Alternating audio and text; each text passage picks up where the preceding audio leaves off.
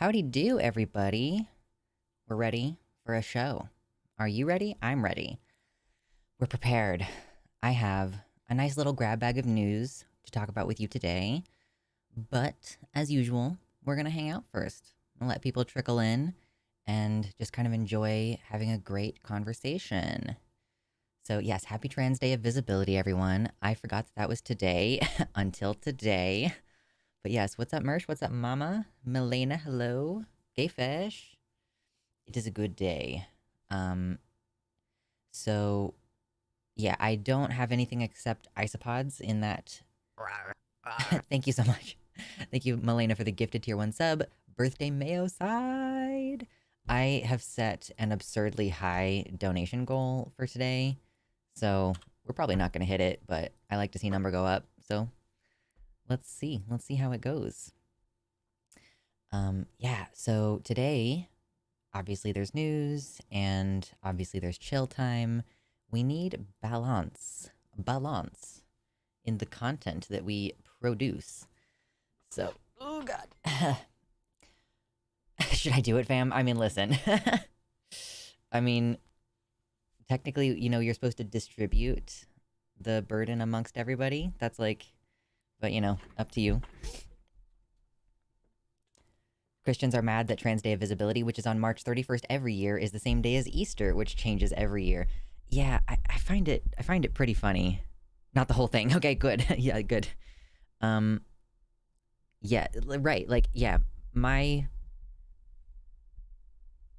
My understanding of Easter is that it's usually in April, right? But it does occasionally happen in March. It's happened before in my lifetime. Yes, thank you. We are celebrating my birthday today. It's my birthday. Being extra visible at work today. True. Yeah. So I forgot that it was Easter and I forgot that it was Trans Day of Visibility. So today I'm just like, all right, I guess this is what we're doing now. There's like people mad that it's both at the same time. Like Easter is a Christian thing specifically, but Trans Day of Visibility is trying to address like a societal injustice. So thank you. I'm so visible today. Good. Yeah, absolutely. Thoroughly opaque. An interesting thing has been happening lately. So two interesting things have been happening lately because I've been wearing my hair down a lot. People have been perceiving me as a trans woman and I think as a cis woman. But basically nobody is, like, unless people are already familiar with me and those folks are correcting people in the comments, which I do appreciate, I'm realizing, like, nobody is reflexively seeing me as non-binary. No worries, Charlotte. You covered a lot of donos earlier in the week. I appreciated that. I was not really expecting to get a huge number of donos talking about Xena and Poppy, but I guess, the drama brings all the people to the yard. The people and critters to the yard. That was an intense show. I don't normally go for that long. And I kind of strained my voice, I think. And I'm wondering if something about straining my voice is why I have such gnarly TMJ this week. Because today's like the third day in a row that I keep, like, ever so slightly subluxing my jaw. It doesn't feel the best. Tell him you're both cis and trans simultaneously. True. But yeah, it's super weird for people to be so, for people to either think that I'm a trans woman or not pick up that I'm trans is very strange. You might get ID'd as NB if you went with your hair up Sokka style. Well, so actually, I'm changing my whole haircut because it used to be like that, and it is still short on each side, but I'm trying to grow out this mess in the back. So kind of the ultimate goal is to be able to do some kind of centered up gathered look that kind of cascades down the back. I'm not exactly sure what the precise mechanics of that are, but for this to all be kind of just long and going like woo down the middle.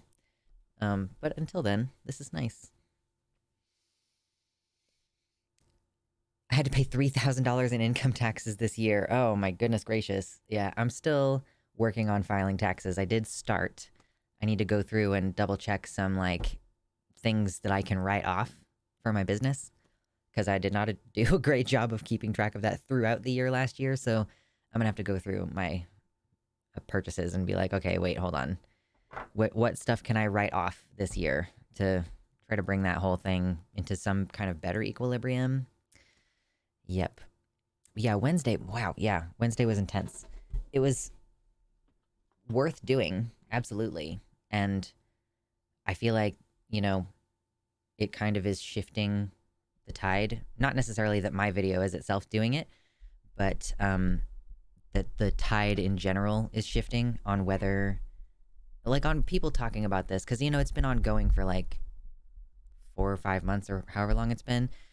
And it's gratifying to see people picking up on it. But it started, of course, with drama channels because the drama channels don't have as much, like, what's the word? Discretion with what they choose to cover. And they're trying to milk it. So they'll make, like, they'll go over every single detail of it so that they can make as much content out of it as possible. And, like, I respect the game. You know, I'm not trying to, I guess I'm not, like, trying to judge. But, my video is just more concise, and it's actually going to come out properly tomorrow. Hold on. Why is this not tightening? Arrgh. It's very difficult to get the technology to work the way you want to.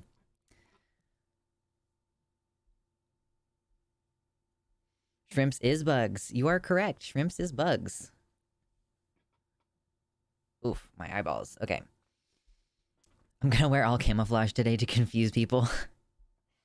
Absolutely. And I don't like usually make content about Trans Day of Visibility because I don't know, like, what is there to say at this point? My content is all about trans stuff. And I mean, not all, of course, you know, we talk about climate change and COVID, you know, the big C's. We talk about the big C's.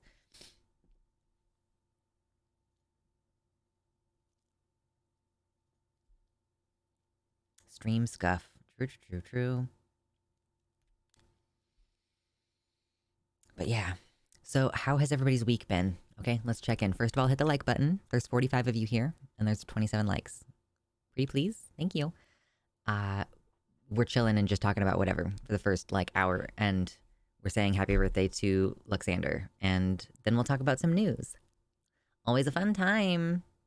True, the big C's. Smuggy. So, yeah, I will say I'm excited to read about your weeks. But my week, oh my God, it's been amazing. I've been getting, like, birthday gifts periodically throughout the week as I see different family members and stuff, you know? And so I got a sewing machine, which I already had a sewing machine, but it is not fully operational, more or less. So now I have a new one, and also, like, I'm, like, potentially gonna take a sewing class, maybe. I don't know. I haven't figured that out yet, the details.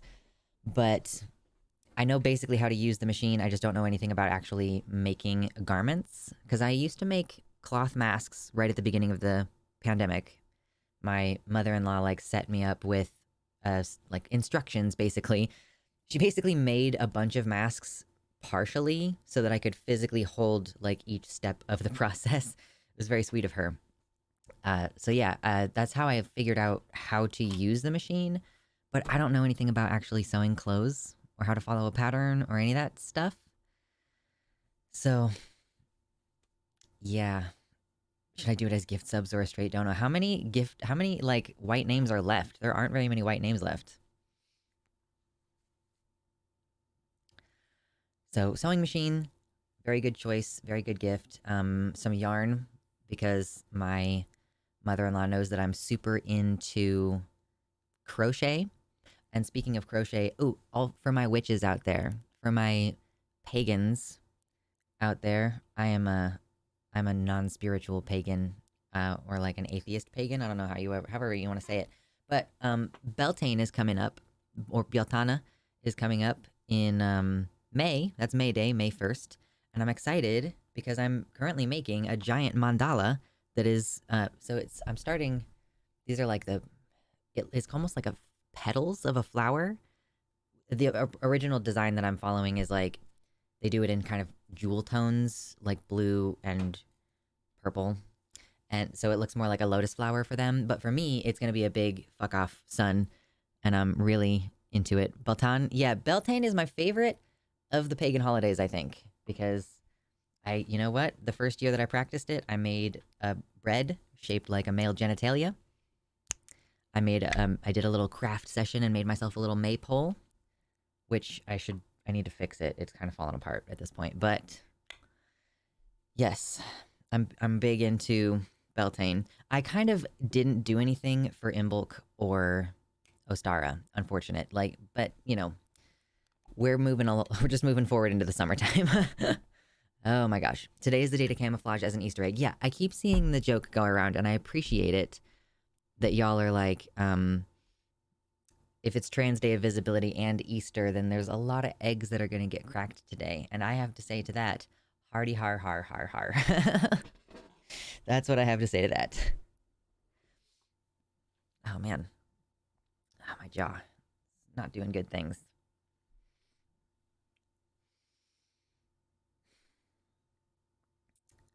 The 7 C's: climate, COVID, cats, crafting, cooking, self-care, discriminatory legislation. True. Yes. Happy birthday to me. Thank you, Max. $5 dono. Happy B-Day. It's not much, but every bit helps, I hear. It's true. Yeah, there's all kinds of stuff that I would do if I had more money. I mostly would just love to save money. Like, does anybody else vibe with that where it's like, I could very well spend money when I have it, you know, but really what I would most prefer to do is like, if I were saving up to get a tattoo or something, you know, it's going to cost like at least $200, let's say, for a fairly simple, relatively small tattoo. Whatever. And then like, but if I had $200, I feel like I would rather just have $200, you know? That's just my prerogative on that. Oh my gosh, Milena. I have to do math now. How much money was that? Can you just tell me? 15 tier 3 subs. Enjoy, everybody. 300. Thank you. Oh my gosh. Birthday, Beltane. Trans Day. Yes. Thank you. Awesome. Okay, cool. I appreciate you. It is indeed a happy birthday when you get the fat donos. So appreciate you contributing to the Have a Good Birthday foundation. I'm finally in a position to save. I'm so proud of you, Junebug. Yes.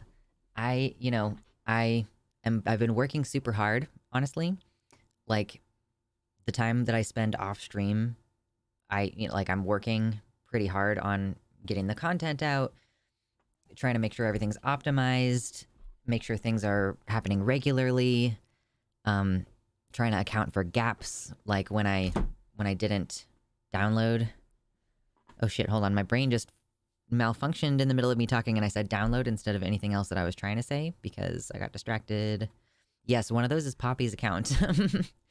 I don't think she's here, but she received a gifted sub because she has an account here. That's funny.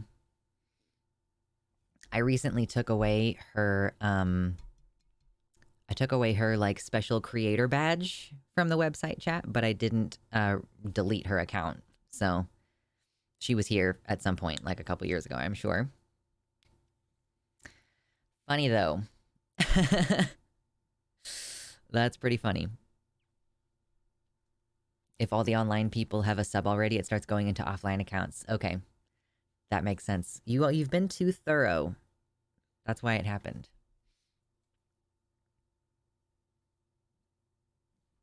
I live around the corner of a churchgoer that does some random stuff on Easter.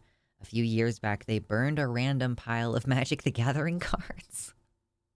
Magic the Gathering is Satan, don't you know?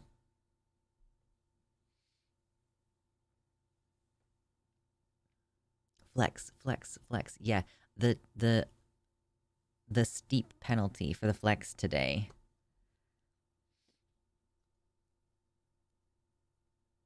Oh gosh, Charlotte says, at work this week, we have a logbook and I wrote for today, Happy Trans Day of Visibility, and then I guess Happy Easter, uh, and was happy that people asked me what it was so that I could then talk about oppression and civil rights at 8 o'clock in the morning. What a way to start the day, you know? What a way to start the day. Obama ad jump scare. I'm so sorry.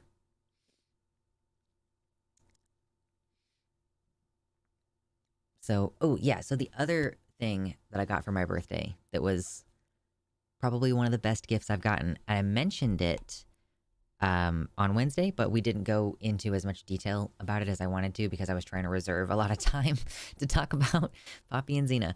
So today, I want to talk more about how I have a bow and arrows now. My partner and I have been talking about it for the longest time, and it was just like a really, really thoughtful, well-timed gift. And we've been doing probably more archery this week than you would want to do in such a short period of time. But it's been so fun. And it's really empowering. Like I'm getting more skilled at using basically a deadly weapon. Honestly, my shoulders and stuff are not terrible. Because I already was doing upper body workouts and my bow is only like 20 pounds. It's not super heavy. But my like back and legs hurt probably from crouching and standing up and crouching and standing up to pick up arrows. Like, and also we don't have a proper quiver or anything. So we're like, the arrows are on the ground. So every time I'm shooting an arrow, I'm picking it up off the ground. And we shot lots and lots and lots of arrows this week. So, TBH, archery is just not for me. Vision's crap and shoulder has chronic injury. Completely understand. I'm sure that I'm going to run into stuff that I can't do as I continue to age. For now, I can do archery. And if any of you were here last year when I would complain about squirrels a lot because squirrels have a tendency to like eat my plants when I put them outside. And I consequently have not put any of my plants outside in a few years, but yeah, I want to get like a hunting license and probably start bow hunting small things. So I find that pretty exciting. Yeah, I'm not sure. I guess I'll have to look into that if there's a specific season for bow hunting separately from other types of hunting near where I live. But rabbit season is all year, I learned, because they're like a pest. You can't kill squirrels until the last half of the year, like later in the summer and through the fall and November or whatever. Milena with another tier 1 sub. Anime eye gleam with like the glasses. Thank you again. We have to eradicate all of the white names. And then you get hooked on the access to the secret emojis. And then you have to start getting a new one every month. That's how it works. I think that is how a lot of subscription services get you in, is like you get a gift or a free month or something. And then you like get hooked on the access.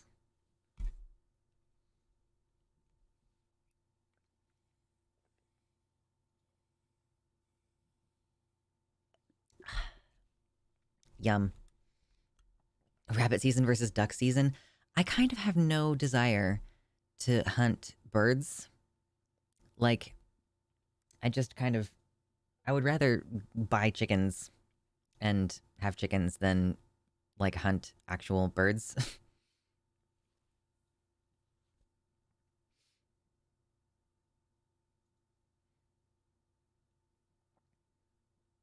One thing about hunting squirrels is they taste great and you can fry them like chicken. Ooh, listen. Imagine if you were a warlock, but your patron was stream chat and donos were eldritch blasts. Absolutely. you type the emoji and then a colon and then the word spin with no spaces. I think is how it works.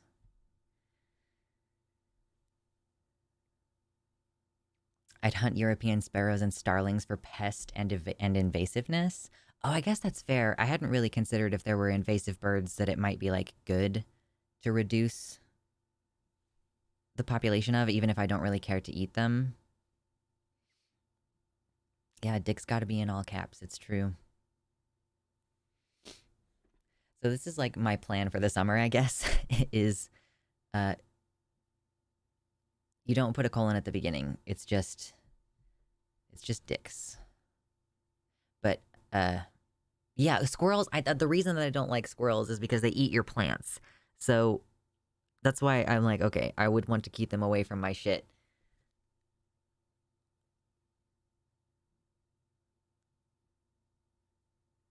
Don't ooh my OO. You added a colon before the word dicks, and you don't need to do that. It's just the word dicks and then a colon and then spin with no spaces. And that's how you add spin or whatever to any other emoji. Yes.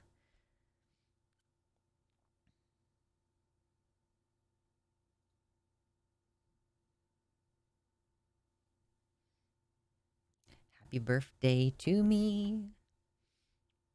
It really makes you feel like a totally insane badass to be like, I am carrying a deadly weapon. It's like, not very fast, but, it's like, ooh, if you get one good shot, it's spooky.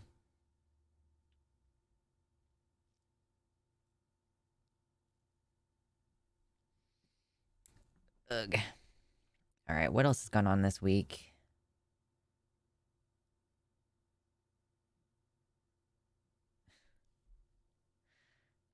We're all struggling with the emojis. We gotta use the emojis more if we're struggling this hard.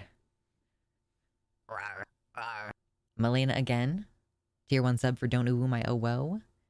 Now try the dick spin. Oh yeah, is it the... Yes, it's that she did not have access to the subs emotes. That makes sense. Air guns are great for squirrel hunting. I just like my bow. And I'm not entirely sure that I'm gonna even try to hunt squirrel because, I mean, if they're smaller and they don't taste as good as rabbit, from what I hear, I haven't had either yet. But, yeah. And you're allowed to kill like 10 rabbits a day. So,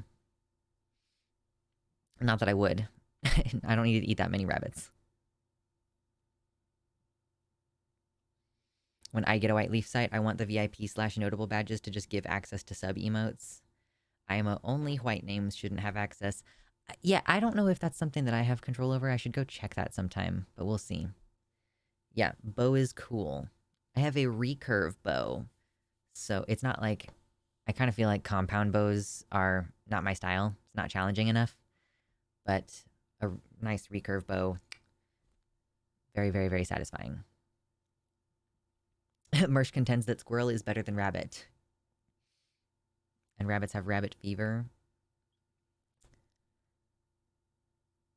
Are there, like, symptoms of that? Because I was just watching a video where a dude was dressing down a rabbit, and he was like, you check out the liver to make sure it doesn't have any white spots. If it does have any white spots, then it has a disease that can get you sick, and so you shouldn't eat it. Y'all are having too much fun. Oh boy.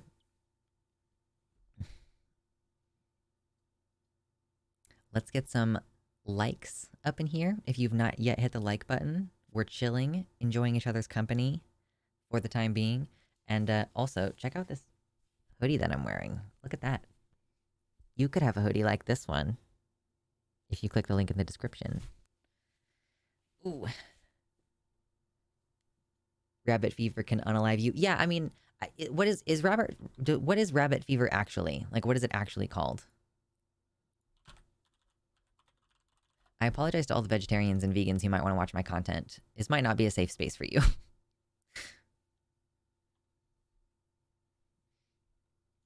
I haven't done too much archery, but I did like the compound bow that I used. I have used a compound bow before. Yeah, tularemia. So tularemia is rabbit fever, and so I have been told how to tell if an animal has that and to not eat it. And also, I'm going to be wearing gloves anytime I'm dressing down a rabbit. So, yeah, so in the last couple days, so my partner looked up a bunch of stuff about archery itself and like how to refine your form and things. And I took all that information and like processed it.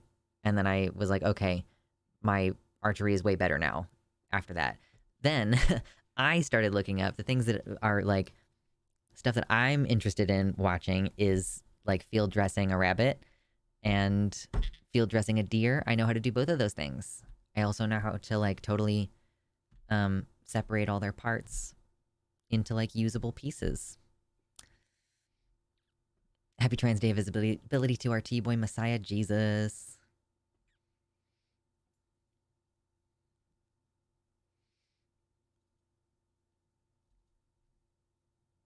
Later, Andes. Thank you. I'm a longtime vegan. I'm used to it and don't care. I only focus on systemic changes. Okay, so here's the thing. As usual, everybody, this is not purposeless.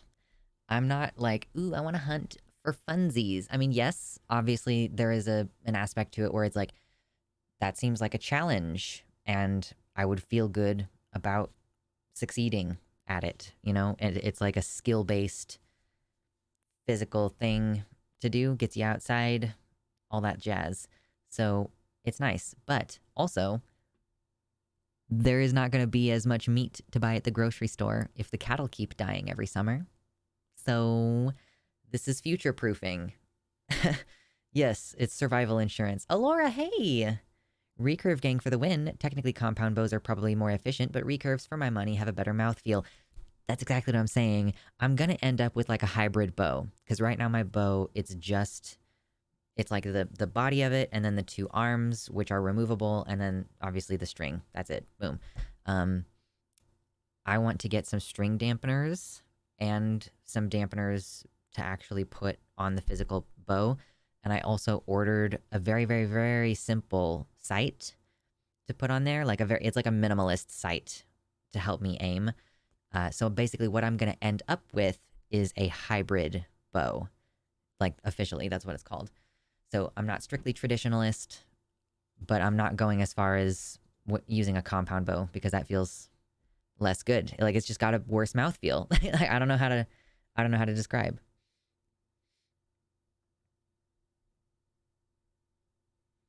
My protein's gonna be trap or fish. Yeah. Fish is good. You can do aquaponics in a greenhouse, which I'm really interested in. You can have a pond that you keep stocked and you don't fish super often so that your fish can actually get big in there. You can grow cattails, which you can eat a lot of different parts of cattails. Like, just different ideas that I've been having for a long while. Deer wasting disease. Oof. I guess I should like learn about what are the signs of which kind of animals should you avoid shooting in the first place. Oh, I wouldn't try to I would not try to kill a bear. I don't think that that's for me. I don't think bear hunting is my thing. I think I'll stick, I think the biggest thing that I'm willing to hunt is deer, which I could see myself doing in the future. If I had a heavier bow. The bow that I have right now would probably not kill a deer. Unless I had, like, laser accuracy, and even then, like, it's only, no, I really don't think it would work, actually. So I'm gonna stick to rabbits until I'm strong enough to upgrade my bow. Potatoes are actually good protein. Not if you're a big muscle person, but for most regular people, potatoes actually have a good amount of protein. It's all about diversity, you know? I want to eat potatoes. I want to eat turnips. I want to eat parsnips. I want to eat carrots. Like, I want to eat onions of different varieties. Like, I want to eat tomatoes of different varieties. If at all possible, I want to have, like, a range of choices. Amaranth is good protein, too. Really? Is that on my list? I have a spreadsheet of, like, all the things that I should look into growing. Amaranth is on the list. High in protein. Whoa, they did not spell that word correctly. No. Cool. Amaranth is delicious. It's like purple, isn't it? It's like a purple leafy thing. I've only seen it in Stardew Valley, so I don't actually know. But hey, I'm appreciating the conversation. It's always fun. Sanji got a tier 1 sub. Hey, thank you for the happy birthday wishes. Most predators are full of parasites and are quite gross to process. Yeah, I just have... Well, so I did... One of the videos I was watching said that if you hunt bears, you might pay attention to what they've been eating. So the ones that are primarily eating berries are probably going to taste pretty good, but the ones that are eating fish a lot are probably not going to taste as good. You know, your mileage may vary. I don't actually know if that's true. That's just what I heard. I heard it online. I heard it on the internet. And as you know, no one has ever lied on the internet. No one ever would lie on the internet. It's an unspeakable, inconceivable possibility.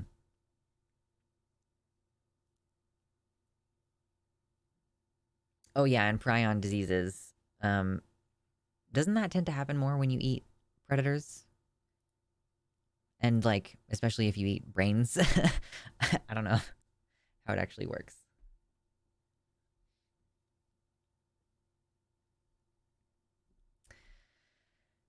The world is a changin'. Ooh, I have coffee over here.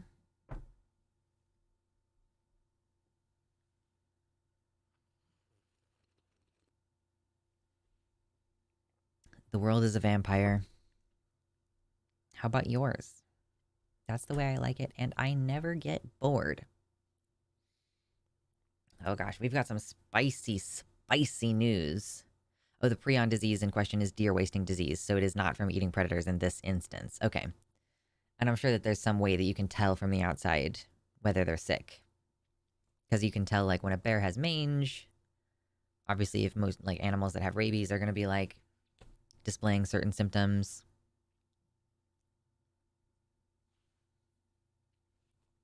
Yay. Essential survival skills. I've been getting into foraging. Someone off, I don't know if Lord Byron is here. Yes, Lord Byron. Yes, that's you.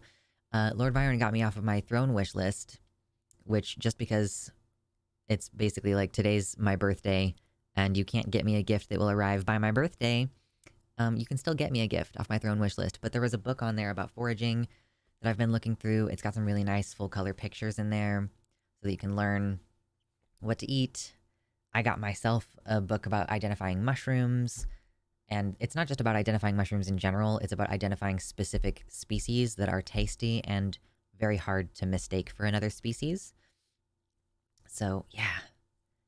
Whoop, fuzz in the air. I've been getting really into being outdoors and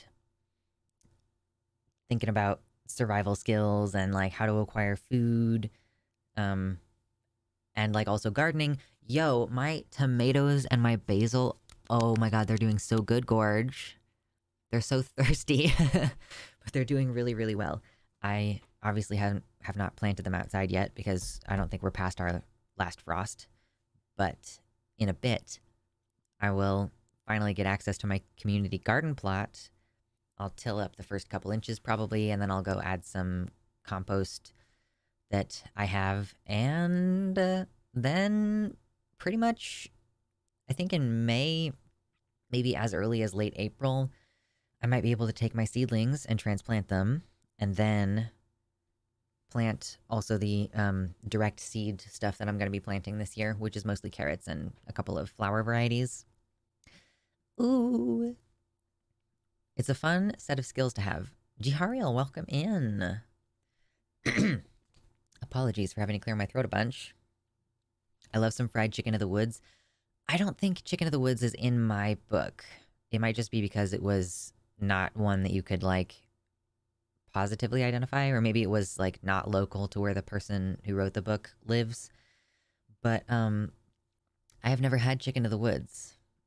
We get morels sometimes from some folks we know who go get them. Like, they have the secret-y places.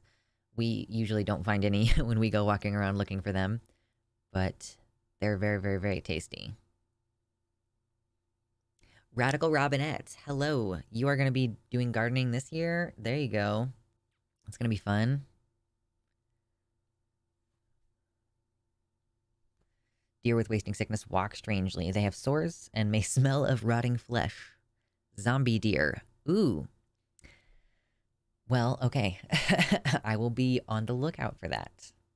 Thank you for the warning. Can we get to 69 likes today? That would be amazing. I find a lot of chicken of the woods. Yeah, chicken of the woods, isn't it an autumn mushroom? So I'd have to wait a while to go and start looking for it. I'm pretty sure it comes up in the fall and it grows on the sides of trees or like the sides of maybe fallen logs, something along those lines. I I didn't realize that I knew that. If that's true, I'm not going to double check it, but I've just retained so much weird information over the years.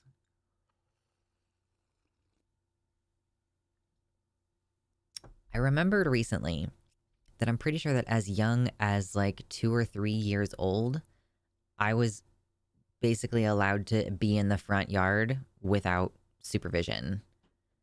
Like, maybe in this instance, I was being watched and I just didn't know. But I like remember just playing in the dirt in the front yard next to a tree at one of my grandparents' houses, and like, I don't think anybody was watching me, and I don't think any of my friends were around. I was just like, I used a stick to dig a shallow grave for a dead moth that I found, and then I kind of covered it up and put, I don't know, I don't remember if I put a little gravestone marker thing there. I'm sure I must have, but mostly I remember just the whole burial process. And I don't think that there was anyone around. And I was like this big. Like, I was so tiny that I was exaggerating, but only slightly. Yeah, I remember being like, I'm so tiny.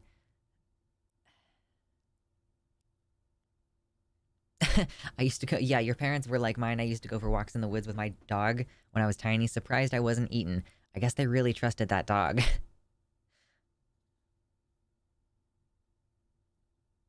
Would be fun to do mushroom logs. Do you mean that like you buy the like bricks and you cut them open and spray them with water and then they kind of grow? I I just feel like I don't want to invite spores. I know that spores are everywhere anyway, but I don't want to invite spores into any place that I have to be.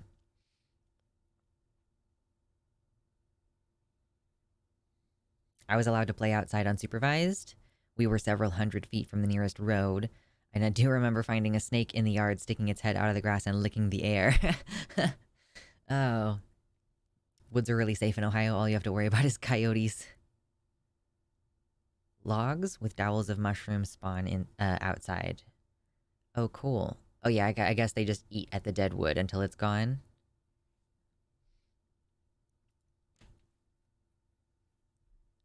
Good stuff.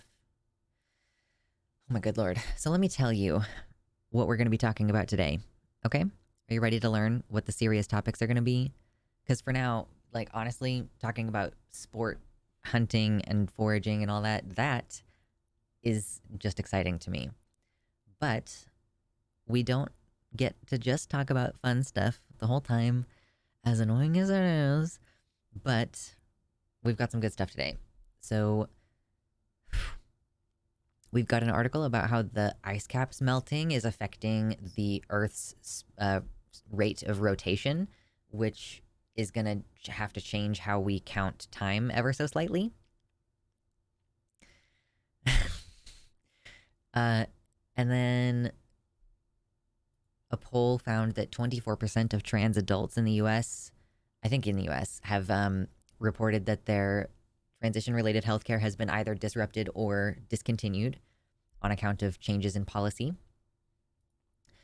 In Georgia, on Thursday night, basically, like every anti-LGBTQ bill that was proposed so far this year had been, like, struck down.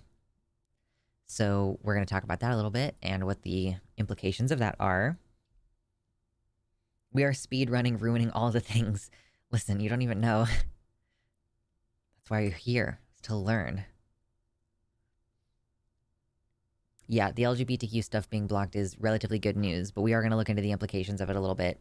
it might not be all good news, even though it is temporarily good news. And for me today, the cherry on top of everything is that the Kansas legislature has now passed a law. So I assume, based on the wording of this, that means it has passed the House and the Senate. So that's going to go to Laura Kelly's desk. I do not know whether they have a veto-proof majority. I'd have to double check. But yeah, so the law that they're going to pass is one of the most restrictive, maybe the most restrictive ID requirement laws for accessing certain websites. And it's going to target not only adult content, which is, of course, the stated intent is to protect against adult content, but of course it sweeps up LGBTQ stuff in that. So that's why it's a really big deal, and we're going to talk about it. It also imposes fines or allows people to seek damages. Maybe it's not fines. And it's in Kansas. Yes, that's where I live. Imagine having to provide... Oh, and to be clear, like, you're going to require your state ID in order to access these websites. And if you don't have a state ID, or if you are a minor, even if you have a state ID, you will not be allowed to access any of these websites. So imagine if, like, all of YouTube was blocked in the state of Kansas from all minors because there are queer people on it. Or imagine if every single queer person was then required to say that they're to click the age, like, oop, this is for over 18s only, and that heavily restricts content. Like, imagine if every queer YouTuber had to do that. So I don't really know how that's gonna... obviously they're gonna have the veto, but anyway, whatever. We'll talk about it in a minute. I'm not getting into it right now. I'm gonna save that for later in the stream.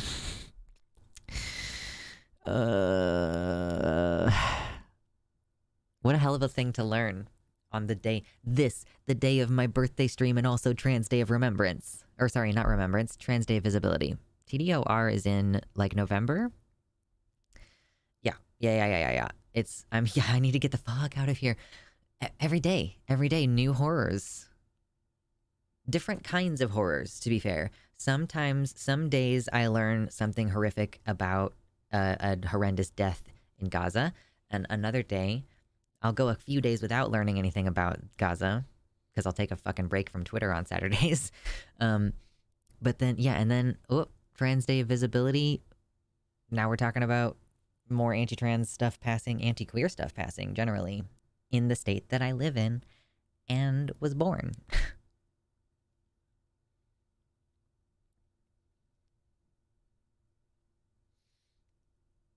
I guess it's basically just going to increase subscriptions to VPNs. So, you know, they're sort of creating a nice market.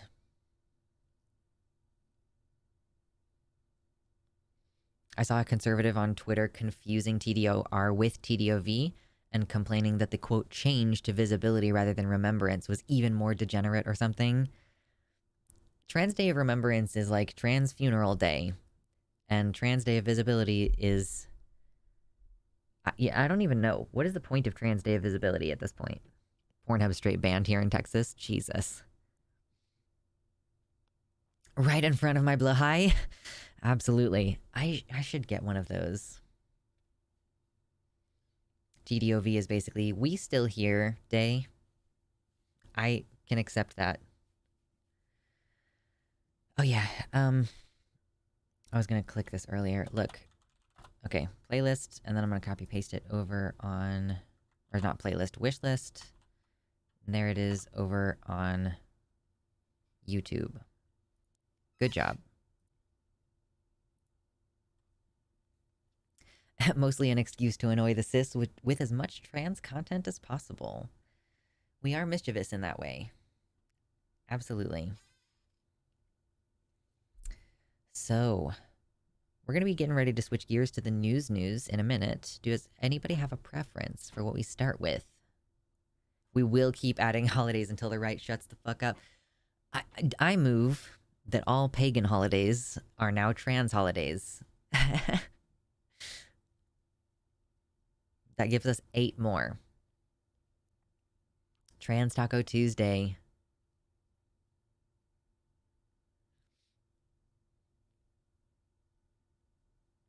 use extra camo if you're trans and going hunting on Trans Visibility Day. Yeah, you know what? I hadn't really considered the idea of wearing camo. I guess is that gonna trick a rabbit? I don't really know. I haven't actually looked up any videos about the strategy of hunting rabbits, so I probably should do that. Trans Casual Friday. Every day is a trans holiday. Every day I wake up and my life is so great. It's a holiday. Actually, not true. Most days are work days. Just not a holiday.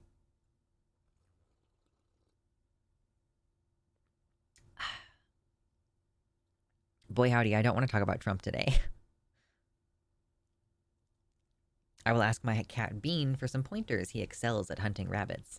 He is much smaller than me. He can move way quieter than me. Every day is Trans Day of Visibility for me. Score. Yeah. I would like to think that, like, between the voice and the weird haircut and everything, I just want to come across, like, really weird. And not, like, a binary person. That's all I want. I just want to be clocked as a freak. That's my goal. And it does happen.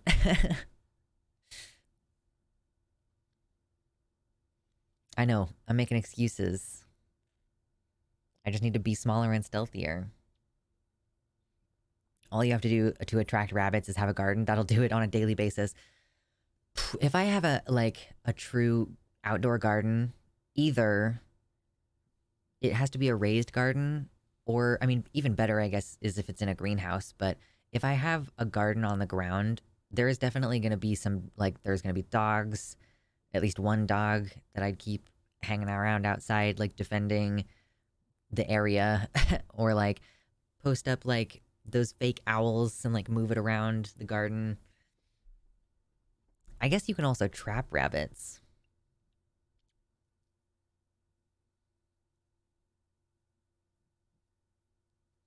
I still get read cis primarily by most cis people, but read trans to trans and queer people. It's like, what? The straight people have no idea what they're looking at.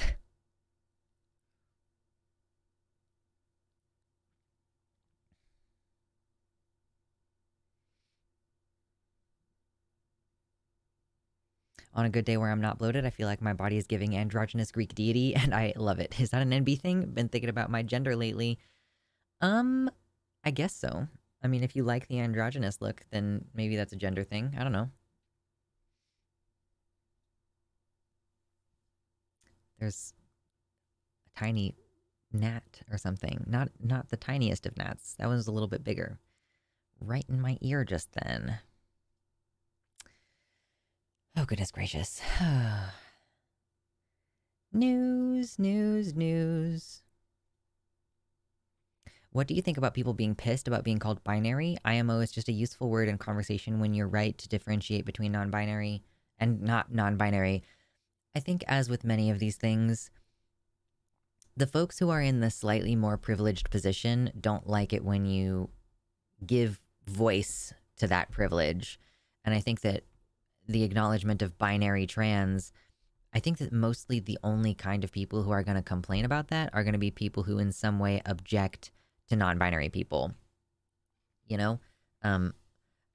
Although, and I think that some of them are probably objecting to, you know, there are people who identify as a non-binary trans woman.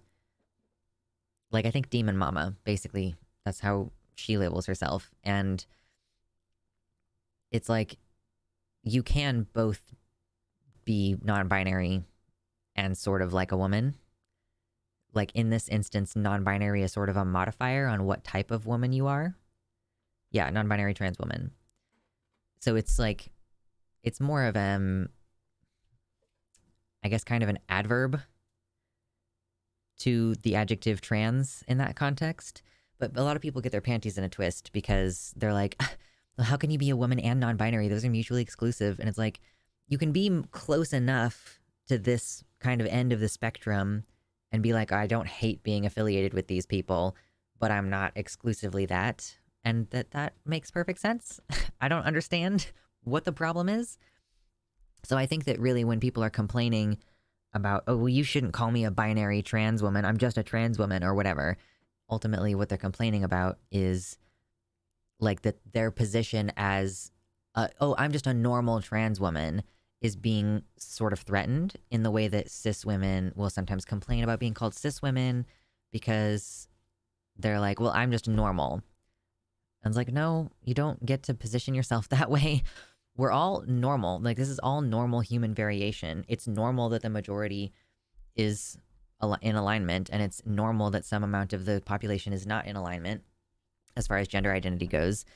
So, yeah, I just don't understand what the problem is, except for just like needing to have a sense of superiority and invalidate other trans people by like refusing to acknowledge their base level experience with their gender.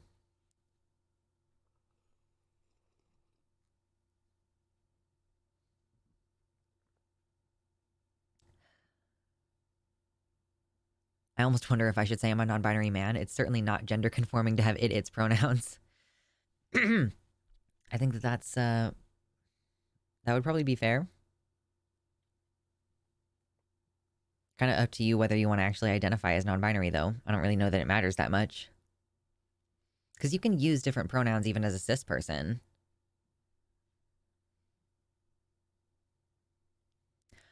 I've run into another chimeric intersex person online who is actually a diehard TERF. She could not stand the fact that I'm non-binary and happy with it. Oh no, it sucks because that has to be like a super self-hating person.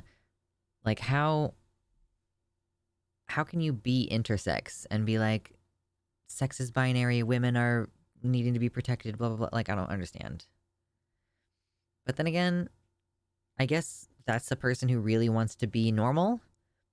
And I could kind of see it coming from that angle of, oh, I need to align myself with normal women so that my intersexness doesn't disqualify me or something. You know what I mean? Like, that urge to appease the dominant group so that you'll be let in, so that you'll be given like conditional acceptance.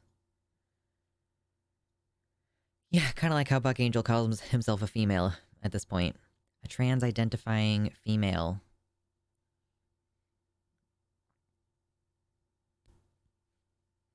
It's been a hell of a week, y'all.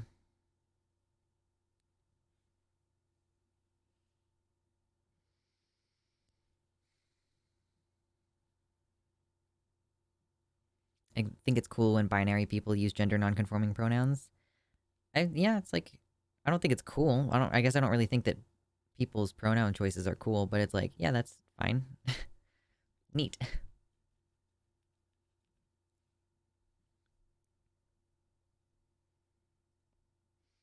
Buck Angel is a cringe groomer at the core of his being.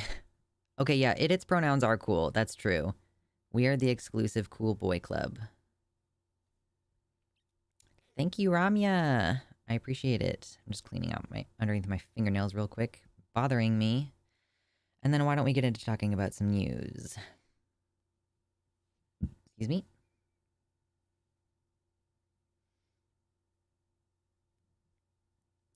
I'm gonna try to take it a little bit easier on my voice when we stream. Like, I might take a slightly longer break at the 2-hour mark because I was reading that if you've been talking for 2 hours, you should rest your voice for 10 minutes. So, but maybe also trying to just take a little bit more space in between my statements might be good. Did you make the wings on your chair? Well, they were a gift from my Amazon wish list a while ago, but I did paint them. Like, I used an acrylic marker to paint them the green, and there's also some green detailing on the wings, but you probably can't see it very well. I kind of wanted people to stop calling them demon wings. And I was like, maybe if they have green horns on them, like green tips, that'll differentiate it somewhat. Is it working? I don't know.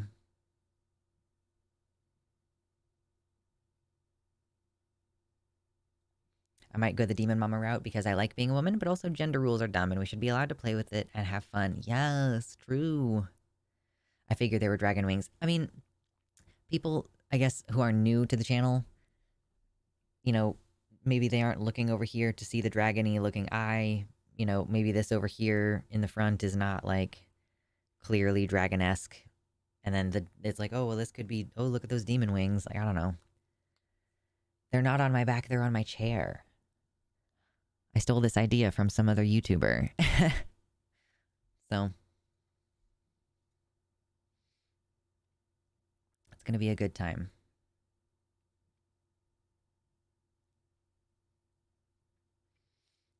What if you place the dragon eye in the center of the screen?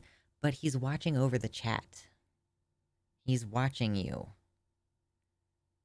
And also, if you were in the middle of the screen, this is where I put my subtitles for my shorts content. So that's kind of why there's a space above my head. What is up, Kitty Tick? Happy Orbit Day, thank you. I just was taking a mid-morning reset, eyes closed, lay down for the beginning of the stream. Not a nap, though. Definitely not a nap. Yeah, you're welcome to steal the wing idea.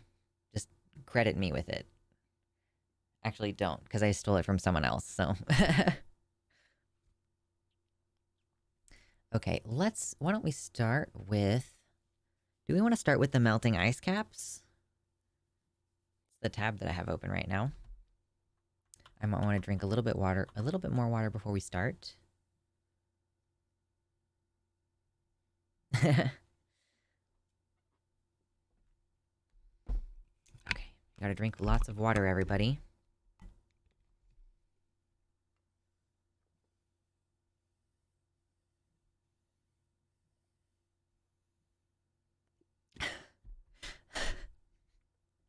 The heat of all the angry Christians today are melting the ice caps.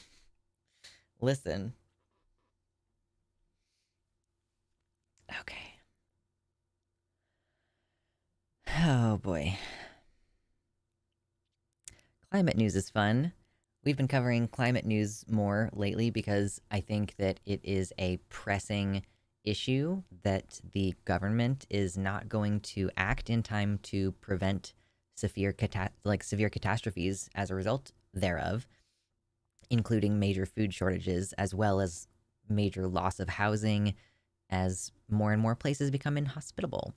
So, if you want to check out my side channel, sometimes I talk about like survival-oriented things over there, like gardening and maybe hunting and all different stuff, so that if there are widespread food shortages, maybe it'll be good to equip ourselves with some knowledge about those things. But did you know that climate change can literally affect the flow of time?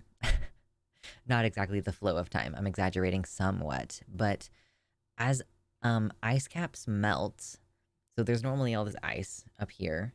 So when the ice melts, it becomes water, which kind of raises the total sea level, which you've heard about before. You've heard about like flooding on coastlines from, more water in the ocean.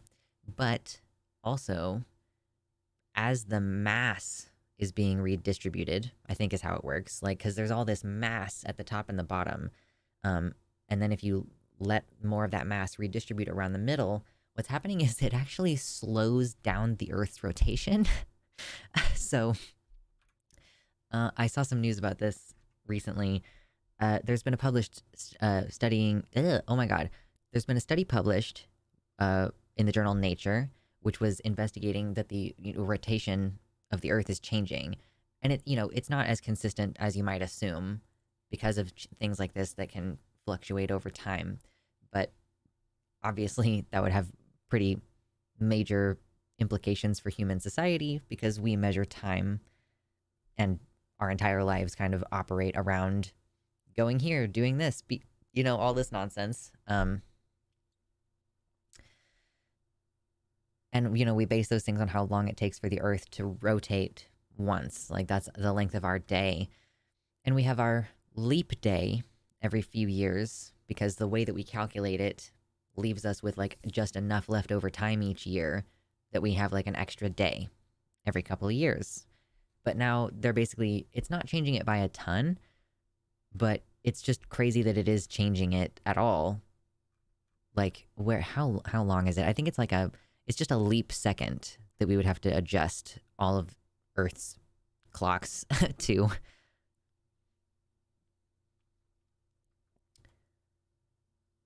This geophysicist, the study's lead author, Duncan Agnew, says global warming has proceeded to the point that its effects are showing up in how fast the Earth rotates, the whole Earth. This change in rotation has never been seen before, and this re-emphasizes that we're living in a time when unprecedented changes are happening. We're getting to a point where the stuff that we're seeing here has never happened before, in, like, at least in human history, if not longer. We just need a giant Beyblade ripcord.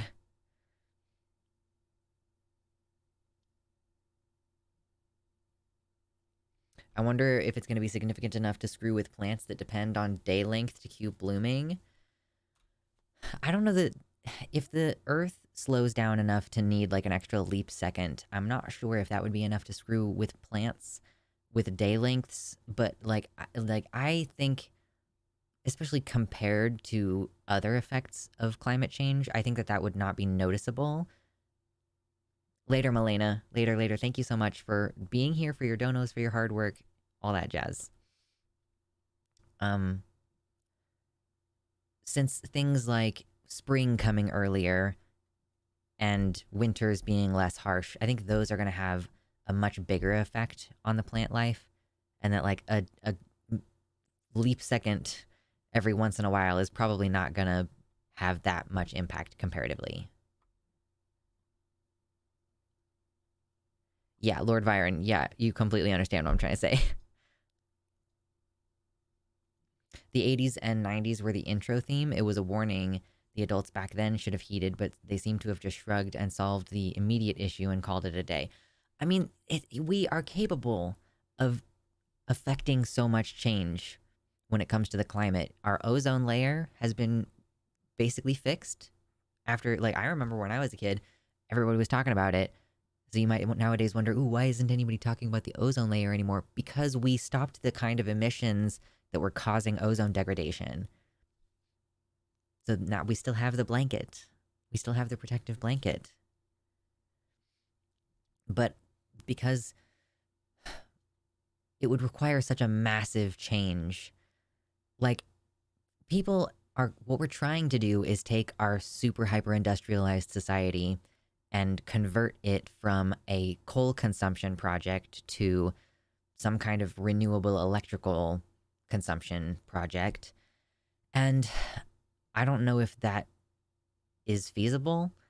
I would certainly like to try, I guess, if we're going to try to preserve our way of life. But it may well be that our way of life was only possible by by exploitating the environment to such a degree that we're destroying our ability to live in it, right? So I think we should try to switch to solar and wind and whatever. I don't know enough about nuclear to be able to be like, sign off on nuclear, but conceptually, I'm like, yeah, let's find some alternatives, because I like the internet and I like my car and being able to drive places to see people and travel. You know, I like that airplanes allow us to quickly visit places thousands of miles away. That, like, you know, I would love to go to Europe someday. It's kind of crushing to me, the idea that I could never ever travel to Europe because of a breakdown in technology, or because I'm never going to feel safe on an airplane because of COVID or whatever. But, you know, travel by ship even is easier in an industrialized situation where you're not relying on wooden ships made by hand. But is it sustainable for the casual individual to just have access to a flight basically any day of the week? I don't know if that is a good idea.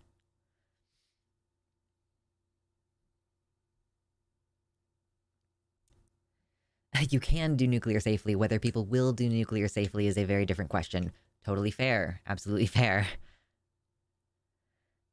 We can fix the problem. It just inconveniences the wrong people. Of course, it costs a lot of money. Like, the part of the reason why we're seeing more wildfires is because not only are individual people very irresponsible, but the infrastructure itself is going to be breaking down. Because guess what? Taking out major sections of electrical line and replacing them with new ones, it costs a lot of money. And shareholders want to see quarterly growth.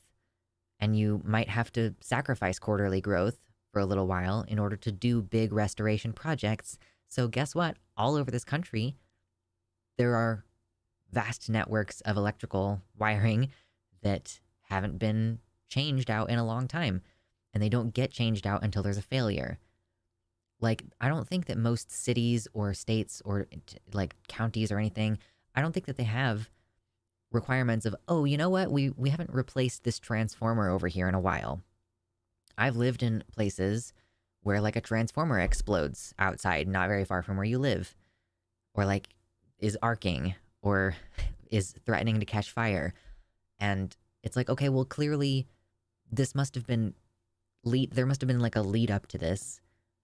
There's no, like, nobody's checking regularly to see if there are any points of failure, you know, because of course that costs man hours, and man hours are like one of the most expensive parts of construction. And there isn't any time limit on like, oh, let's go get rid of it. Because of course, if it's a working transformer, they don't want to decommission it and put in a new one, because that costs money this year that you might not need to spend until next year when the transformer fails. But that failure endangers people because it's fucking arcing or it explodes, and it's like, and then people are left without electricity. People lose hundreds of dollars worth of food in their fridge, depending on how long it takes service to be reinstated. There are people who have medicines that will go bad. There are people who have, like, presumably if you have like medical equipment that's supporting someone's life, you would have a backup generator, but still, generators only last so long, and again, who knows how long it's going to take to reinstate power. So because of our insistence as a society on prioritizing constant economic growth and just like always having more money coming in and never putting money back into the infrastructure or back into the company or back into the employees, profit, profit, profit, profit, profit. That's literally what's leading us to economic collapse. There have been predictions that we're going to see some pretty significant economic collapse with like growth limitations within our lifetimes, and it's going to be crazy. And yet it's wild that I've been hearing about it since I was a kid. I'm 30. I have been hearing about climate change since I was a little kid, and yet we're just not doing enough to fix it. We've positioned it as a problem of individual choices, but if you're being presented with bad choices, like that's like the difference between a privileged person and a less privileged person is like, you didn't make good choices, you had good choices. You had good options to choose from.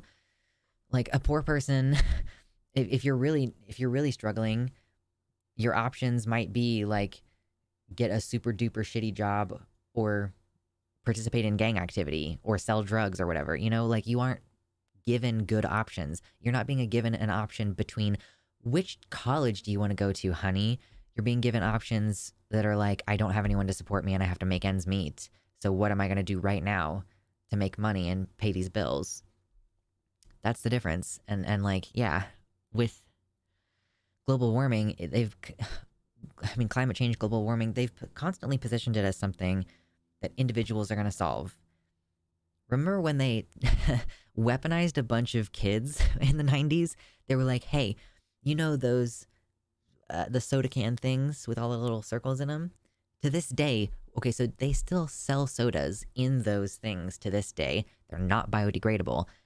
And I, and probably most of you who are millennials or zillennials, Zoomers, you've probably snipped those every time you buy one. Like you cut all of them because like it can get stuck around an animal's neck or like caught in their throat or whatever. Like you all still do it. And remember when like they also had campaigns to get us to shame people for smoking? They would encourage kids to like go talk to people who were smoking and be like, don't you know that that's going to give me lung cancer? Like, you can absolutely mobilize an entire generation of people to make change, but why are the companies still selling the soda pops with the fucking plastic ring things?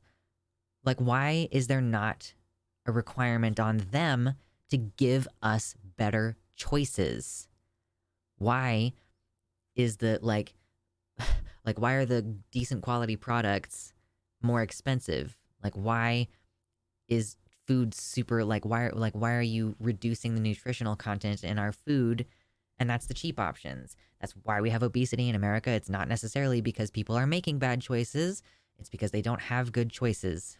If you're working too much, you don't have the energy to exercise, you don't have the spare money for a gym membership, you can only afford the shittiest quality food, just trying to keep your basic like carbs and protein, maybe, but the rest of your nutritional whatever, just not there. Like, people are being given bad choices, and it leads to these widespread systemic effects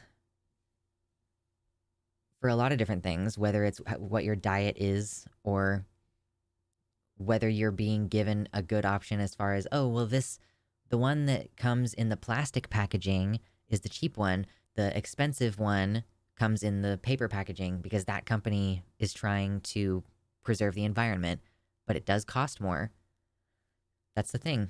Do you want it to, like, as a company, do you want to, like, extract the maximum profit? Or do you want to do the thing that it's actually gonna have an, like, less negatively impactful effect on the world? Thank you, Kuro. Thank you.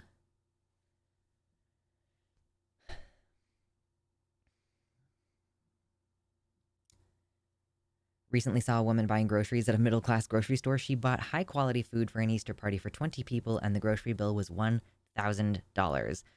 Pretty much everybody I've spoken to, whether in the US or elsewise, mostly in the US and all over the US, food prices are insane. And that's like, even within that, you have the cheap, like the cheap option costs as much as the expensive option used to, and the expensive option is twice as expensive as it was in the first place. And you're like, holy cow. There are like, and like people wonder why foraging and hunting content is more and more popular online.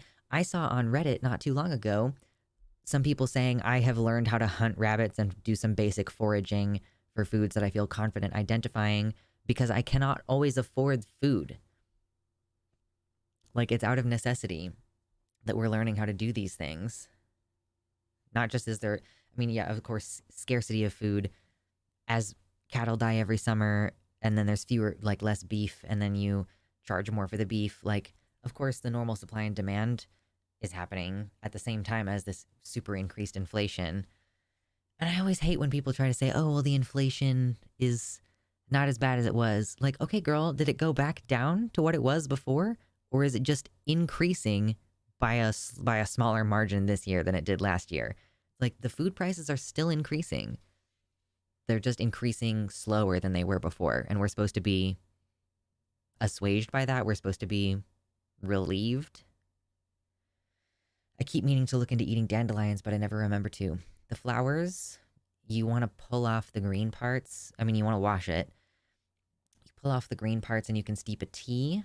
But be careful when you consume dandelion if you're also taking lithium, or maybe ask your doctor if you're on any other medication just in case there's not an interaction. But yeah, you can drink the tea. The leafy green part is it's kind of bitter, but it can make a nice salad. Or you can like boil it and make like I guess it would be kind of similar to collard greens kind of dish. And you can also, I've heard that you can eat and you can roast the roots for you roast them and then you kind of powder them, and it's kind of a coffee substitute a little bit. You mix it with water and it's like a little energy drink thing. I've heard of people making dandelion wine as well. Dandelion wine. Yes. If I ever have a little spot of land, I kind of want to cultivate a dandelion patch specifically. Or like, dandelions are helpful in different contexts, so, but I like the idea of just having like, okay, this is my early spring natural garden. Maybe not just dandelions, but other stuff in them too. There's a ton of potassium in dandelions. Dandelion fritters? Do you make those out of the flour? That sounds good.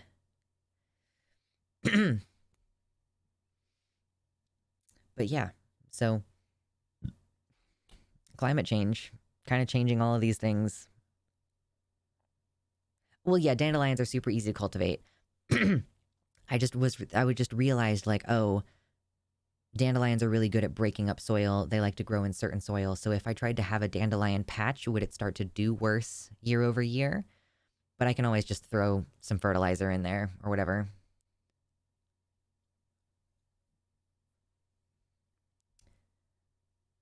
Okay, so dandelion can also affect blood pressure medications. That's good to know. I know crop rotation exists for a reason. So it's like, I'm gonna figure out what dandelions eat out of the soil and what they need in the soil. Would a dandelion patch not absolutely take over the rest of the garden? Not if you put it up, like if you put partitions around it.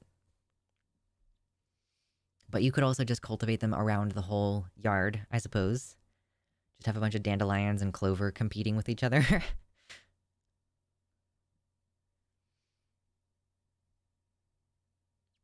I'm gonna try growing blueberries in containers this year. Ooh. I like the idea of growing blueberries, like, as a perimeter plant, or even, like... I mean, I guess, whichever one is gonna be thorniest, as, like, a put it under the window plant. Just, yeah, straight up blackberries around all the windows in my house.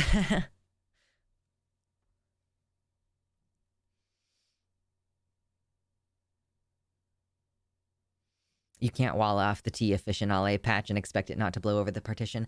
I'm not saying that I want to keep it contained to the partition necessarily, but that I want to have a specific early spring garden patch near my house. You know what I mean? Like, I'm not necessarily saying I'm gonna make sure there's no dandelions anywhere in my yard. I'm just saying I want to cultivate specifically... Like, it would be cool if you could grow henbit or dead nettle. Either one. Those are cute too. There's so much pink flowers all over right now. If you go on a nice little country drive in like Kansas or Missouri right now, there is henbit and purple dead nettle just everywhere. I'm not saying I'm gonna grow them, I'm just saying they're pretty.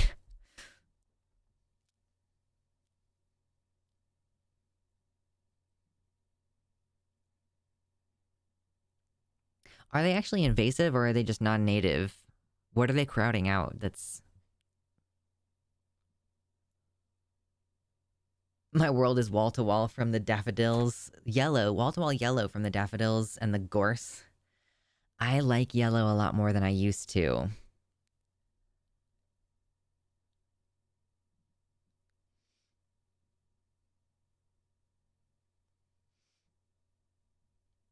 Blackberry, raspberry, and rose brambles. Yeah, that's kind of my idea, Kitty Tick. Just different thorny bush plants around my windows. They form monocultures that crowd out native plants. Okay, fair enough. I guess if I'm seeing them in fields they're about to be tilled, it's not as big of a deal. But yeah, they spread all over the place.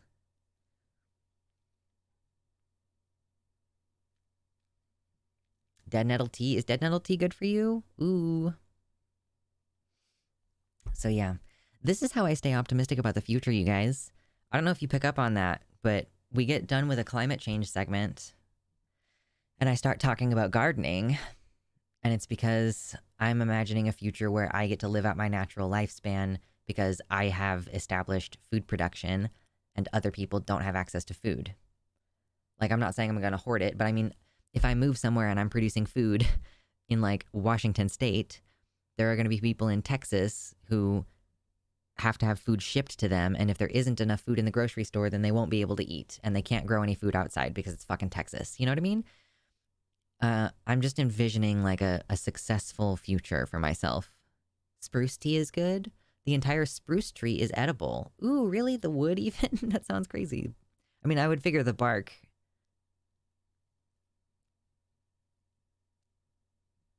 It costs farmers money to control purple dead nettle and henbit. Okay. Ooh, I did see a bald eagle this week. Ah, he was a big boy and he was moving fast. Just absolutely zoom in. Hello, Sarah. Welcome in. I like to do the Sunday stream because lots of folks from the UK and other European places and elsewhere can come hang out. So it's good to see Denmark folks. Yeah, bald eagles are big, big boys. I spent a lot of time outside this week. I don't know if you can tell I'm a tiny, tiny, tiny bit sunburned because, yeah, I just was shooting my bow and arrow all week. It was great.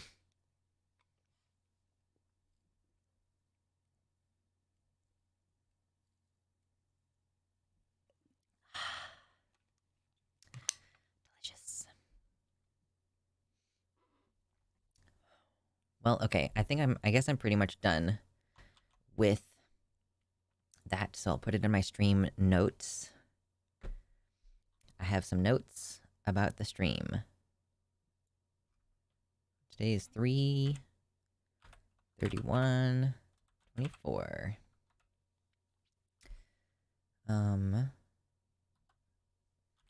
Climate change is time. There we go. Good stuff. And chat, are you back? Hello, chat.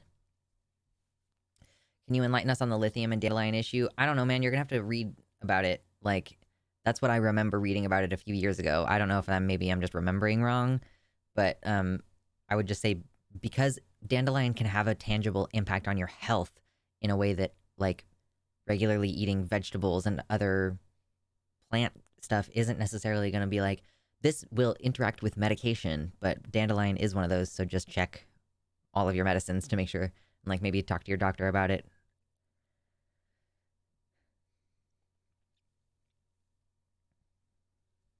It's only, like, certain things that it impacts, but it's, like, serious if it does interact with your medicine.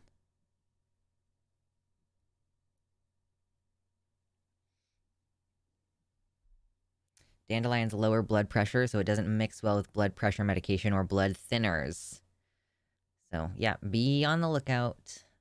Always double check. If you're taking something, if you're eating something that you don't normally eat, especially if it has the propensity for a medicinal quality, like, even if you make dead nettle tea or, like, any plant that you don't plan or that you don't normally eat, you should double check. Like mushrooms, you want to make sure that you know what you're eating. I think because the fact that it's so easy for us to go to the store and buy perfectly safe food, I don't know if people realize how unsafe a lot of things are that, like, you could eat, but it would hurt you.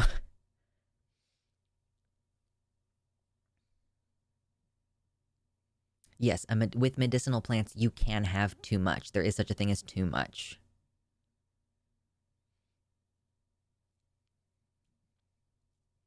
Yes, you can eat anything once. Whether you can eat it and not be harmed is a different question.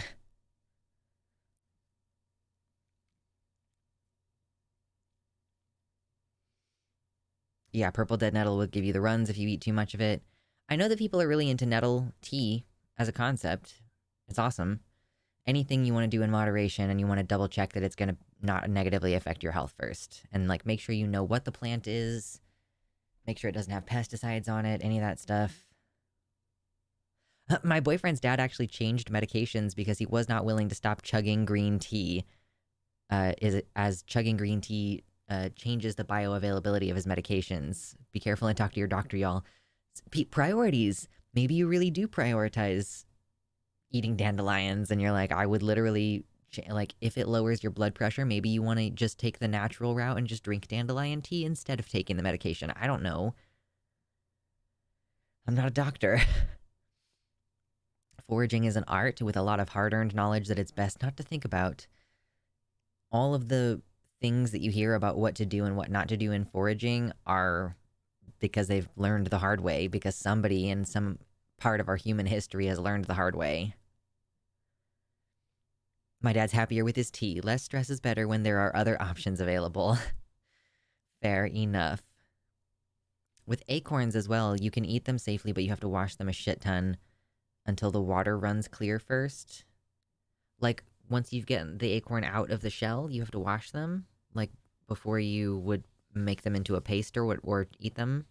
I don't know anything about eating acorns. I've considered eating acorns, but I've never done it. If you decide to learn foraging, you will, in fact, get diarrhea. I saw recently someone talking about a sort of theory as to why people maybe didn't die, even though they probably did eat poisonous things in the past. And it's because you would stumble upon a relatively small amount of whatever it is. So unless it's a pretty deadly plant, you could probably eat a small amount of it, and all it would do is give you diarrhea. Like, it would basically mildly poison you. Acorns are poisonous until you prepare them properly, but otherwise they are a viable food source. I figured.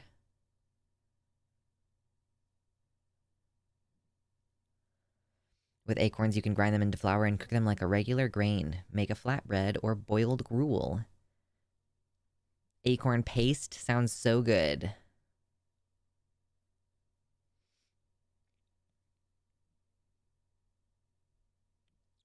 Beans are also poisonous until you treat them properly. Basically, like, if you buy dry beans, you have to soak them for like 24 hours and then boil them. Or otherwise, I guess you can do it in the Instant Pot. But it's because they have, like, poison in them, and then you need to dump the water out when you're done. They'll give you, like, digestive nonsense.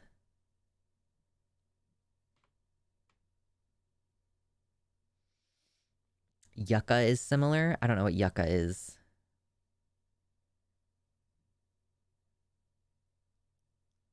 We need to go to the Charlie Kelly School of Urban Foraging. Crow's eggs, nuts from holes in the wall, sewer crabs, etc.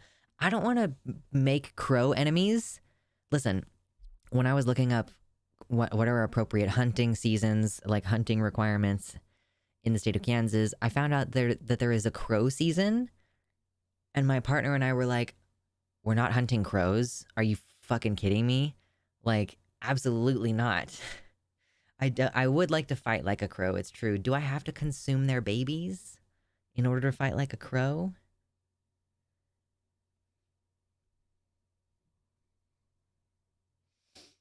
A bit of vinegar also helps neutralize the proteins we can't digest in beans. Good to know. Well, it's not just soaking the beans. I did try to just soak the beans. You do have to boil them after. It's like almost more worth it to me to buy cans of beans. Or like, listen, if I ever grow beans, which I haven't decided if I will, but maybe if I ever grow beans, I'm probably just gonna can them. I'm probably not gonna dry them, even though it's probably more space efficient to dry them, because I would just much rather have immediately available beans rather than have to. I don't like thinking about dinner a full day and a half beforehand. It's such a nightmare. Yeah, I'm not gonna hunt crows. That's an enemy for life. They will remember me. I'm not hunting crows. Cassava is called yucca. Okay.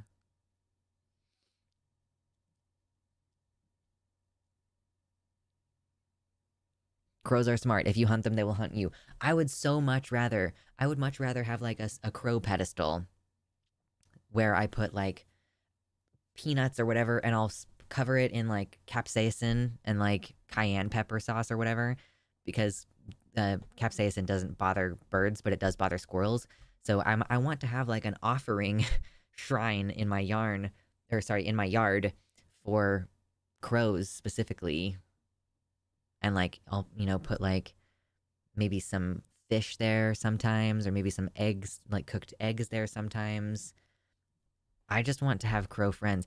Actually, if I move to the Pacific Northwest, it would not be crows, it would be ravens. Because crows and ravens don't really have much overlap in their territories, and it's mostly crows here in the Midwest.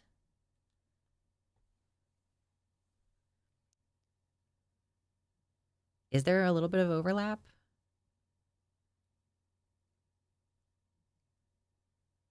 Cassava has cyanide in it if you don't prepare it right.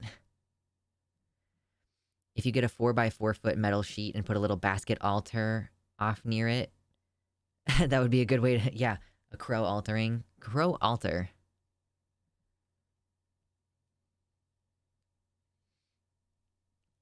If you forgot to soak your beans, boil them for one movie?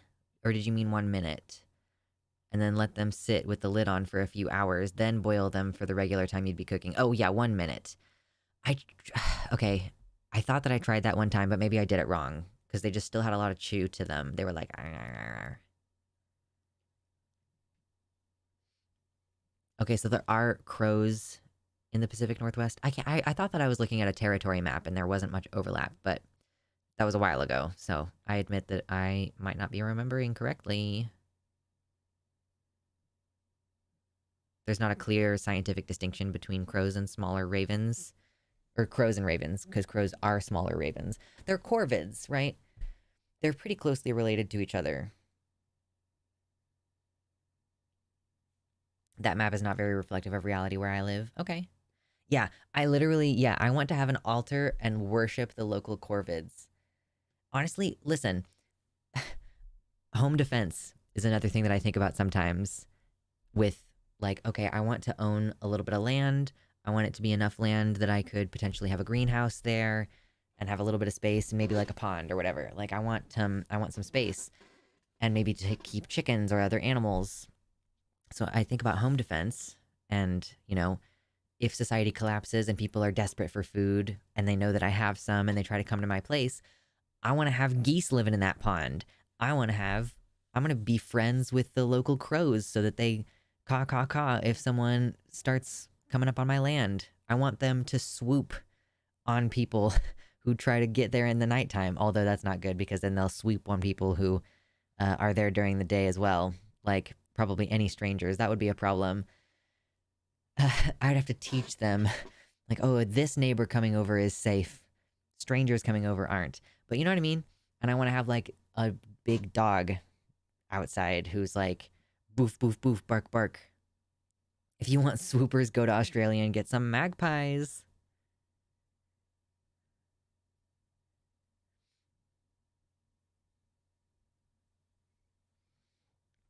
Excuse me. Ravens are similar to befriend with crow. Oh, sorry. I'm going to read what you said before that. If you want crow friends, talk to them. When they mimic noises, join their mimic games. If they leave gifts in return. Source, I befriend crows every time I move.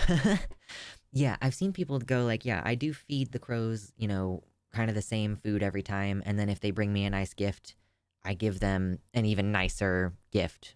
Like next time they get the fish or the next time they get something more expensive. And they tend to really like that. It builds good relationships. Ravens are similar to befriend, according to Eric, but they do emphasize the importance of their vocal mimicry. They love it, especially car horns. They find it very funny when humans join them in making car horn sounds. So you just like beep, beep, and the ravens are like meep, meep. Okay, fun. One time a crow left me a ring that only fit my left ring finger, so I think we are married now. I'm jealous of you and your crow wife.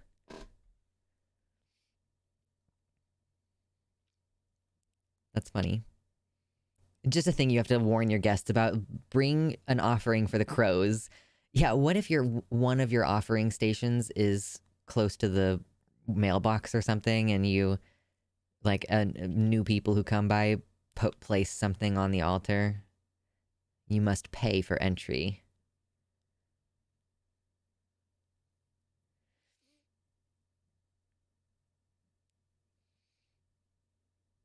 Thank you, Timerinia. Enjoy. I want an unkindness. Is that what ravens are called? An unkindness? Yes. I want to make friends with corvids. Australian magpies are a lie because they are not corvids, they are butcher birds. Is that a different subset? I'm unfamiliar. Okay. Because, yeah, I figured since they're on different continents, there would probably be a different, like, speciation. One neat thing is that they communicate over like several hundred miles. So if you make friends one place and move less than 500 miles, the new local crows might already know and respect you. um, I think Washington is like further than that. I'm not sure. How far is it from like Kansas City to Seattle? That's the question.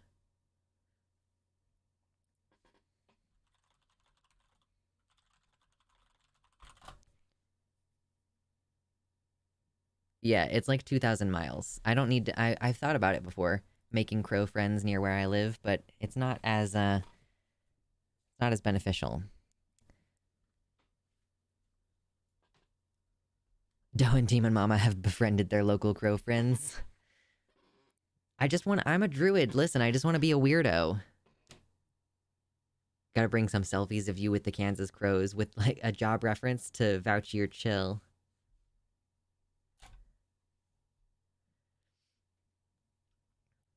Oh, 1506 as the crow flies. Okay, fair enough. Which is a very fitting turn of phrase in this context.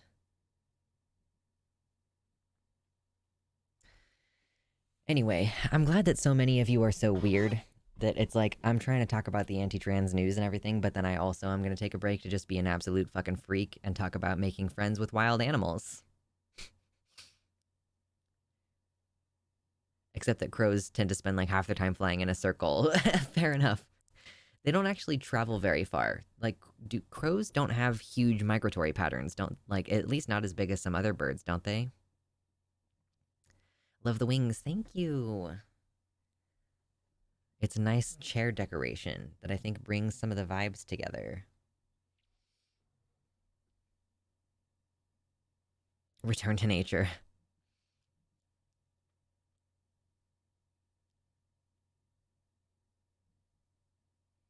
I moved 500 kilometers away from my original crow crew, and when I moved, I was already recognized by crows in my city. Terrifying, but comforting if they're friends with you, I guess. Maybe 5 to 10 miles a day, and then they like nesting at home. So yeah, they don't travel super far. They have a territory where they get food, but then they come back. Okay. We have 3 more news items today, y'all, and about 2 hours, 15 minutes left.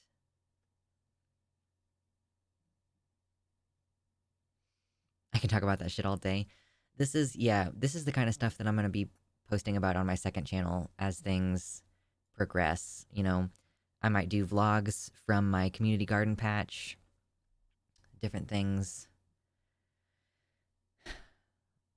Might post, now that I have like archery shit to post about, I might post that on the second channel. I should just go ahead and rename the second channel. And because it's right now it's just called Luxander 2.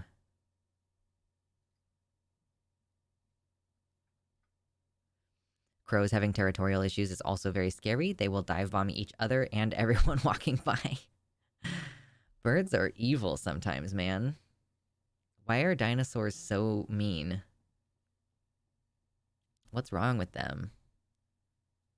I don't want to be a member of Crow Society.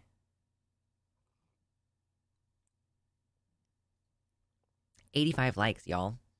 I wonder if we can get to 100 today. That's my shit when we get to 100.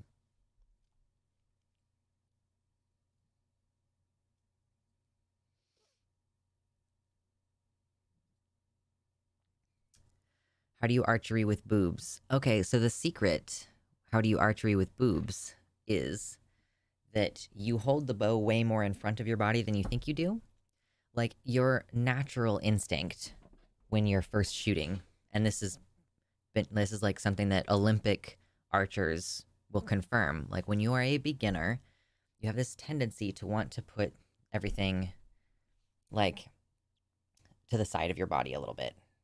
Like, you tend to pull back here, and then the string is coming past your face like this. But what you actually want to do is bring everything in front of your body, like this. You've got your elbow up and everything, and you bring your hand to your chin, and the string is here in front of your face. And so the string, like, this is the most extremely far back part of the string, right? So it's immediately getting further away from my body below. So you don't necessarily, like, your boobs are not necessarily in the way because the string is like right in the middle of your chest. So I don't know, you'd have to try it. But it doesn't really affect me that much because I'm a member of the itty bitty titty committee. So yeah, not a big deal for me. I do prefer to like wear a sports bra because if I'm not wearing a sports bra, thwacking myself in the chest doesn't feel good. But yeah, that was a big difference in my form and how good my shots were this week, was learning like, oh, where to go. Yeah, also don't lock your left elbow if you're holding out your bow. You want to like make sure your arm stays a little bit bent, which I have an issue with like hyperextension. So if I'm extending my arm all the way, it's actually hyperextended the wrong way, and that's really not good. And yeah, I actually have an arm guard because I have popped my arm a couple times with the string. Not too bad. Nothing that's still marked me, but yeah, be careful. Fun random skills. Okay, so we have trans care has been disrupted across the US. We have Georgia defeats a lot of anti-trans bills, and then we have the Kansas thing. I guess we'll just do them in that order.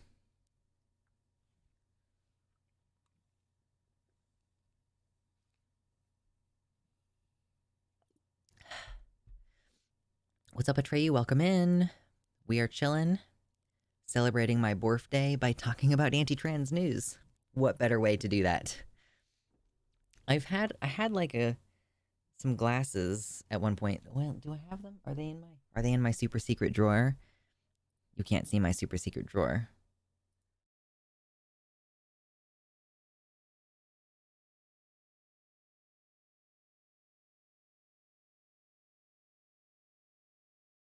Okay, I found what I was looking for. Hello. Happy birth.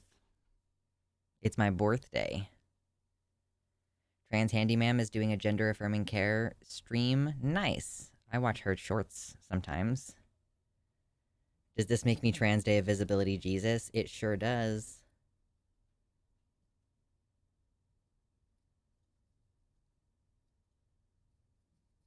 Yay. Birth. Birthday they.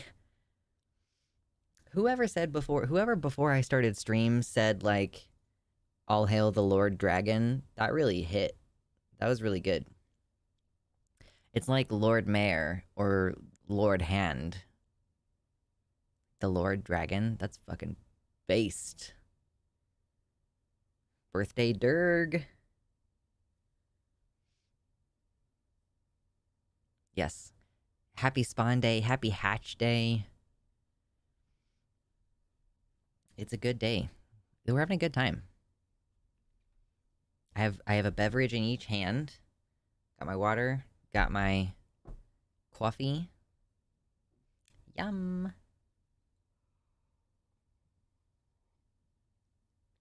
Okay, but I prefer having my eyebrows. I like being able to emote with my eyebrows, so I'll take those off for now.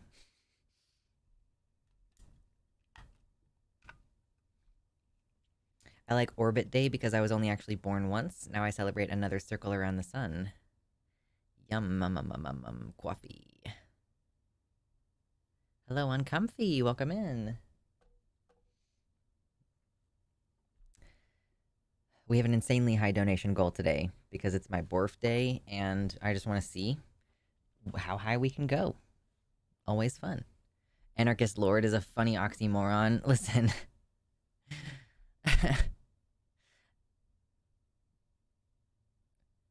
I guess I'm gonna be more of a serf than anything, but a self-sufficient serf. A serf that doesn't have a lord. What do you call that? A serf with no lord? Is that just a peasant? But I guess all peasants have lords as well. IDK, my BFF Jill. A serf lord?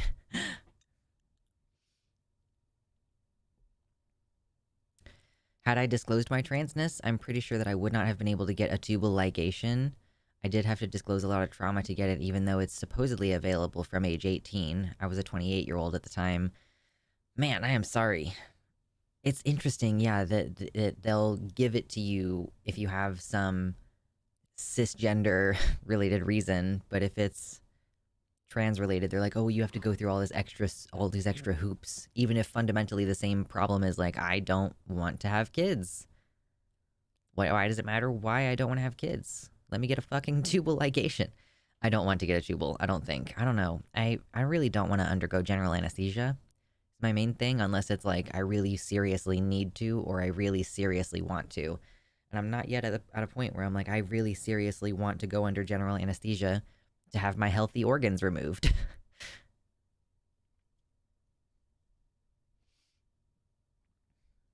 What's a proletariat without a bourgeois parasite? Simply a free human, perhaps.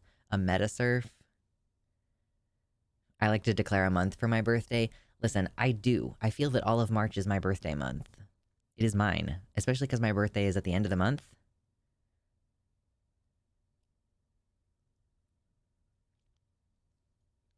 We were talking about a chatter who had a tubal ligation where they remove part of the... Do they cut it or did they just tie it and cinch it off? I thought that they cut the fallopian tubes. I can't remember. My brother's birthday is canceled now because it's your month. It's only mine. No one else has ever been born in March. Your birthday is either in February or April.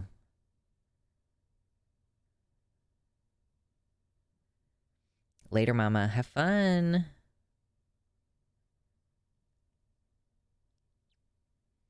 Doctors said no to me having any kind of hysterectomy, even though my partner and I both wanted sterilization because of my health. Yeah.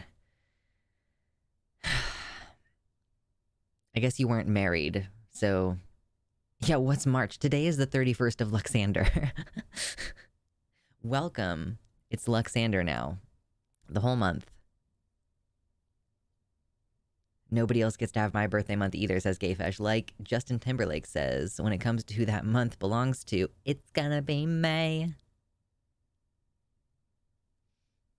Okay, maybe I'll begrudgingly share March with some of you. Maybe some of you are allowed to have March birthdays. I'll allow it. Okay, let's talk about something depressing again, eh?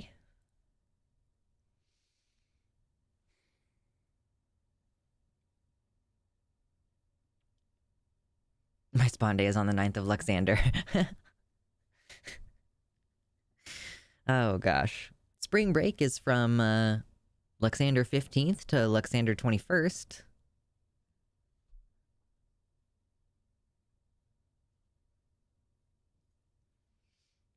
Mine is the day after Equinox, so I think that deserves remembrance. I think Equinox birthdays are so special.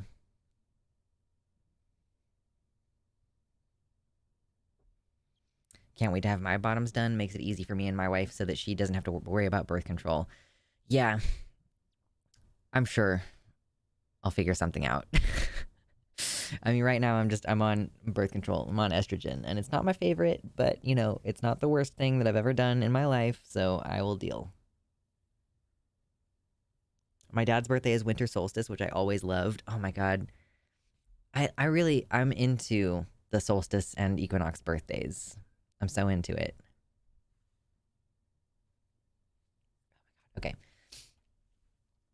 We've been talking about anti-trans news for a really long time. Like 2 years. My whole thing, my whole channel has been going for just over 2 years now as a full-time streaming thing.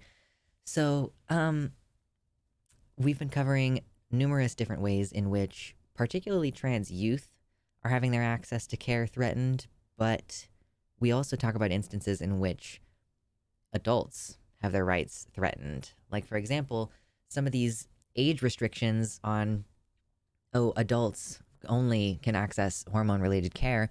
Sometimes the restrictions they set are, if you're not 21, you can't get it. Or sometimes they try to say, if you're not 26, you can't get it. In the state of Florida, they completely removed any coverage for trans-related care from the Medicaid option. So if you have public insurance in Florida, your stuff is not covered anymore. You have to pay full price for any gender-related services, like any transition-related services. Which means that there are adults, despite the fact that the Republicans keep saying, we just trying to protect the kids. We don't care what you do when you're an adult. It's between you and your whatever. We don't care. But there was a recent poll from Data for Progress showing that 24% of those who were polled had either a disruption or a discontinuation of their transition-related care due to these policy changes in the United States. Let me drink some water and then I'll continue.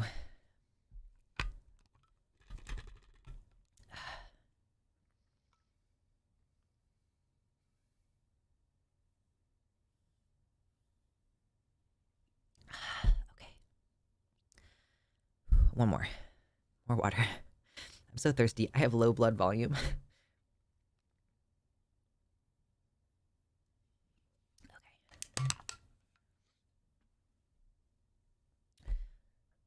Okay.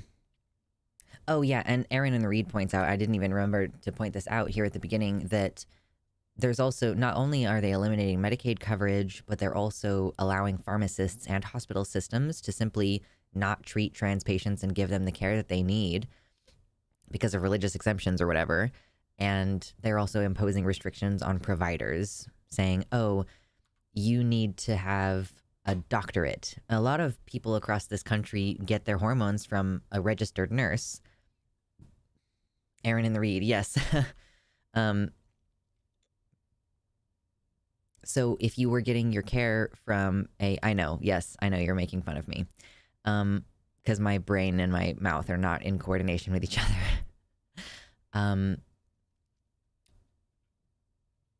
You know, plenty of people go to Planned Parenthood and have a registered nurse give them their hormones. So if you put all these new restrictions on, oh, you know, you have to have, a doctor. You have to be a doctor in order to actually give these medicines. That, or you can only get a prescription from a psychiatrist. This means that people are losing access to care that they've already been on. They've already confirmed with their medical providers that they should be on it, but arbitrary restrictions are limiting their access.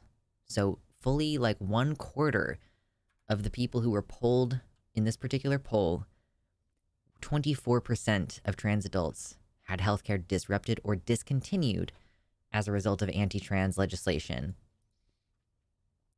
So it's this specifically questioned trans individuals about the impact of anti-trans policies or rhetoric within their lives.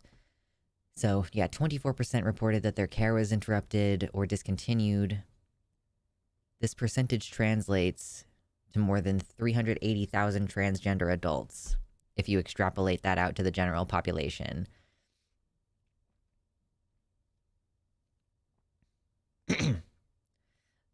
So this is kind of just showing, you know, this Data for Progress survey covered more topics than just that. But yeah, so 61% of trans adults had heard anti-trans remarks from a family, friend, coworker, or neighbor. 24% obviously lost access to medical care or had it interrupted. 20% didn't feel safe going to the doctor or hospital out of fear of discrimination. 19% had difficulty trying to change gender marker.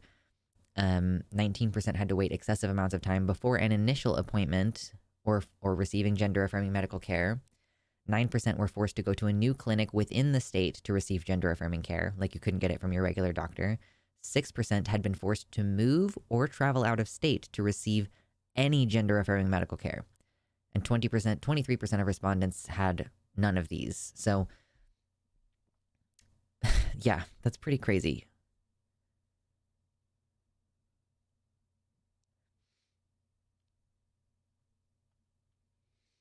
Okay, let me see what else is in here. I'm gonna have to take a voice break soon. This survey does not go into any detail about what specific kinds of disruptions to healthcare access there have been, because there are obviously a range of different recent legislative actions, as we discussed, that may be playing a role in people needing to change clinics or go out of state or whatever.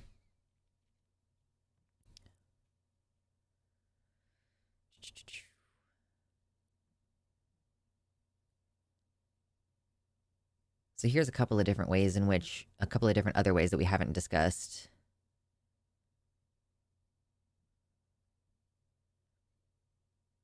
Oh yeah, so I didn't include this one earlier when I was referring to the number of different ways that this can be limited, but Idaho passed legislation prohibiting the use of public funds or facilities providing any gender-affirming care, which I think means basically any state hospital that receives public funding or works with Medicaid can't provide this care.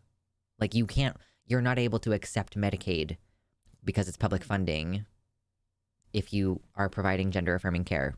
So basically any major hospital has to stop taking Medicaid or stop providing gender-affirming care.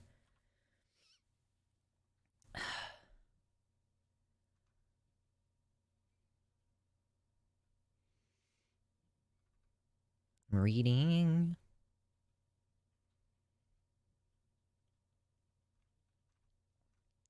So it's just pretty rich for the Republicans to keep saying, "Oh, I don't care what you're like. I don't care what you're doing with yourself as an adult. You know, adults should have this option." And we know that we've seen leaks where they share their true intentions, which their true intentions are to completely eliminate all trans care, even for adults, because they don't think that anybody should be trans. They just use the kids as a wedge to get in, as a way to get their foot in the door and go like, "Hey, ooh, we're only caring about the children. It's only about protecting children." No, you're just lying. Because if you weren't trying to affect like adult care, then why are 24% of adults reporting that their care was interrupted? Yeah, it's the end game. Absolutely.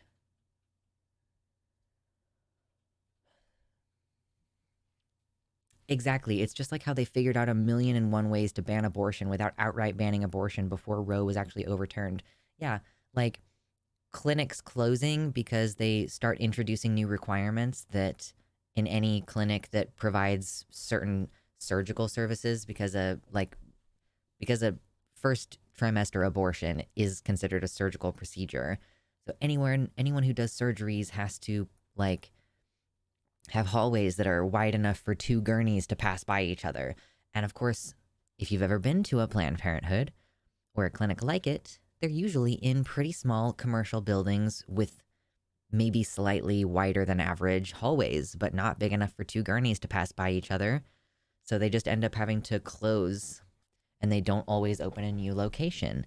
There isn't always a new location available built to those hospital specifications.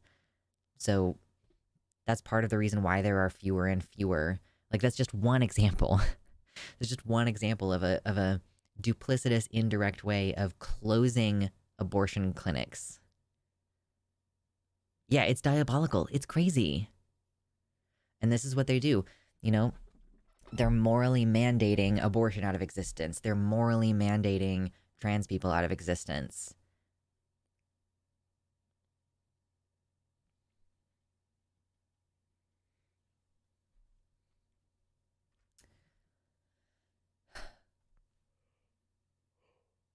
Oh, excuse me.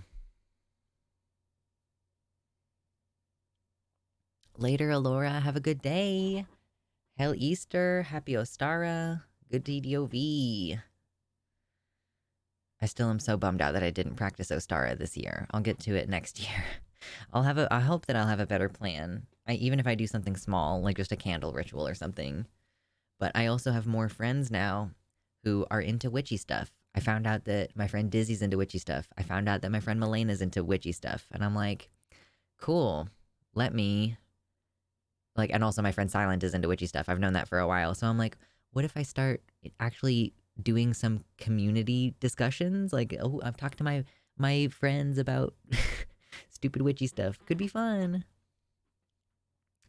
Yeah, in Louisiana there was like one Planned Parenthood in the whole state when Lord Byron was an undergrad about 10 years ago because of laws restricting arbitrary things like building size and hallways and all that kind of crap.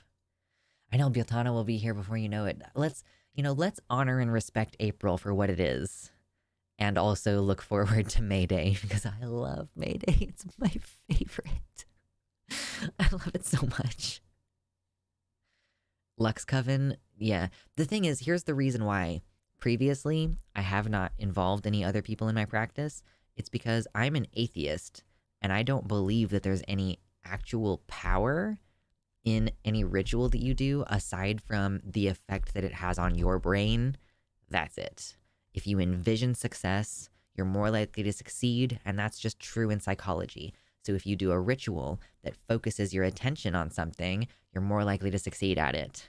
And it's about focusing your attention and doing a mindfulness activity and considering nature and acknowledging your interconnectedness with all things. So I guess on some level that's kind of a spiritual belief, but it is not a supernatural belief for me.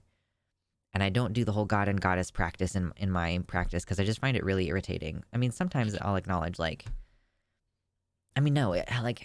no, I don't really care about, oh, the goddess is pregnant at this time of year. The goddess gives birth at this time of year. It's not a Wicca thing.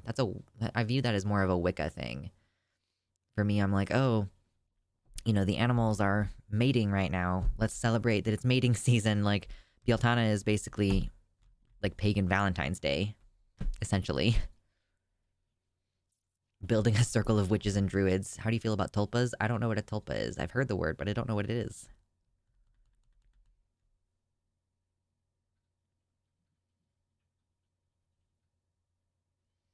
Here in South Dakota, there are a grand total of 2 abortion clinics on either end of the state. They're trying to migrate out.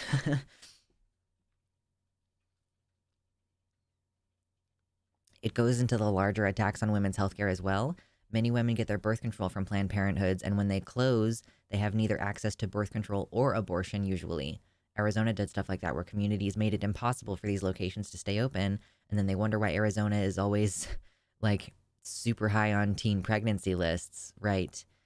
Um that is the thing. Like that they also revoke access to regular physicals. Like in poor communities, maybe Planned Parenthood is the only sliding scale clinic where you can go get your blood pressure checked.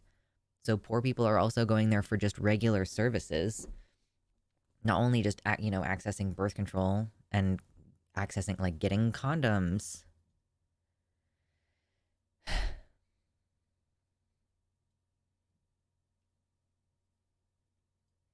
Yeah, it's an intersectional attack. And again, we were recently reading about another state, Ohio maybe, I can't remember which state it was, but they were trying to remove like informed consent clinics. They were basically saying, like, it was Governor DeWine who was saying, I reject the rules that the legislature just tried to put in place with regards to trans care. But he also was like, as my directive, I would like the legislators to write law that would essentially, like, how did I phrase it? It was like, end these drive-by clinics where you'd only have to go in once for one visit. That's Planned Parenthood. That's what they do. So if you attack Planned Parenthood and you're like, we need to close these clinics that are giving this care, then okay, one of two things is going to happen. Either Planned Parenthood no longer provides gender-affirming care, or they have to close the whole clinic. I think most likely, in an instance like that, they would not close the whole clinic, but it was drive-by clinics. Drive-by meant like you can get hormones without having to do an extended whatever.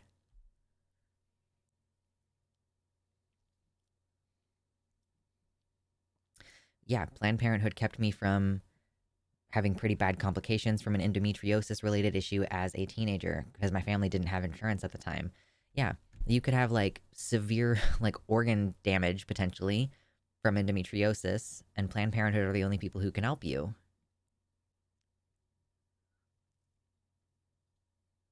Yeah, regular UTIs because my GP wasn't responding fast enough. Going to Planned Parenthood. Yeah, attacking trans people as a way to undermine women's rights indirectly. And then cis women are cheering it on, not realizing that it's going to negatively impact them.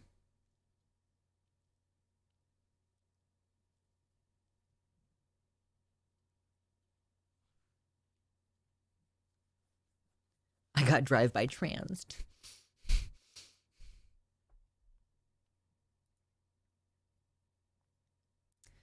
So, yay. That was a fun little segment. We did another Segaroni, a Segaroni. A little Segarino. Is that what you would say, Segarino? It sounds like pecorino. It sounds like I'm trying to talk about cheese. Oh man, I'm hungry. I just realized. Okay, I'm adding this to my notes now. Hopefully the transcript will know that I'm going to add it to my notes in my notes app. Copy pasting links. Trans access.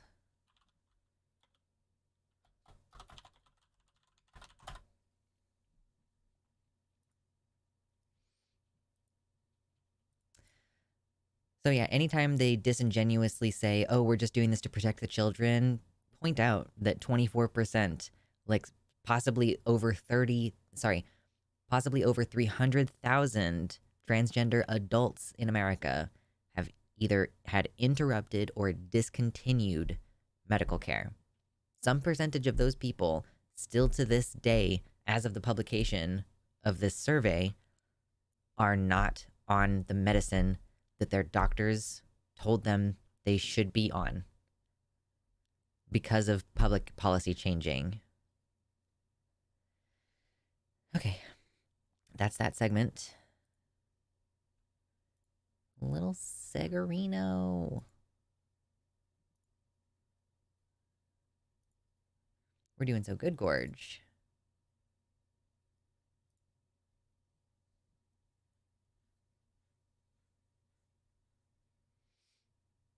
Did you hear about Mercury Stardust and Alluring Skull raising money for Trans Day on TikTok? No. I don't know.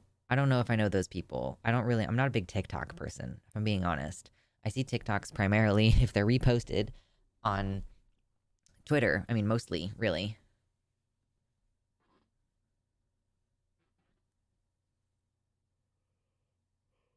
Oh, Trans Handyman. Okay. I've seen her videos before. I like her a lot. She seems really cool.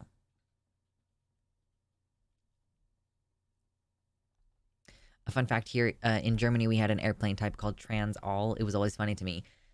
If you ever go on a road trip in America, and you're driving on highways, you are likely to find, depending on how long your drive is, multiple different companies with different company names, different trucks that say trans whatever, trans American, or like, I don't know, because trans is short for transit or transport in that instance. I don't know how much they've raised, but it's at least over 150K. Listen, my stream goal today is 1K, which would be the highest I've ever gotten in one day. Last year, I set the dono goal to 500, and I was like, I'm just going to set it way higher than that this year and see what happens.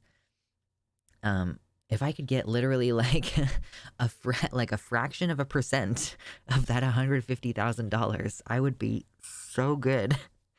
I would be so good to go. Emo trans is best. You know what's really interesting is that I was like, I am an emo. I am not goth when I was a teenager. And now I'm like, yeah, what's up? I'm goth. I don't know. What if you buy my camera shit? Listen, if you buy me those microphones, then that frees me up to do vlog content out in the world. And now I have a bow and arrow, so things could get really spicy. I have bow and arrows. There were some issues with Mercury's Live getting banned because trolls kept reporting them for scamming. Cute. Yeah, Gothic Sports Trans Cat Dad. Trans Cat Dad is a different guy. I can't get up on his name.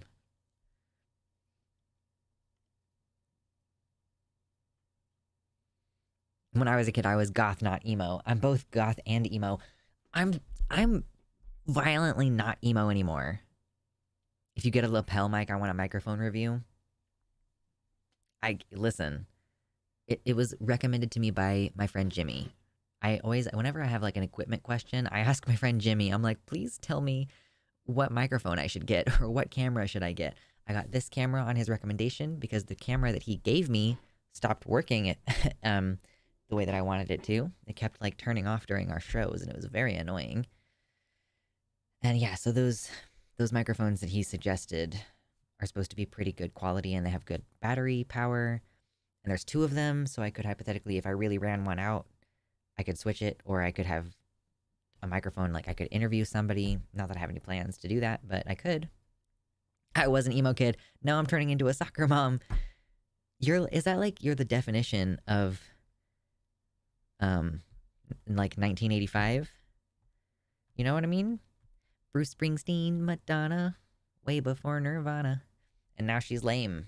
That's the whole point, is like she used to be so cool. But I've also seen a revamped version of that, and it might have been on TikTok a while ago, where someone did like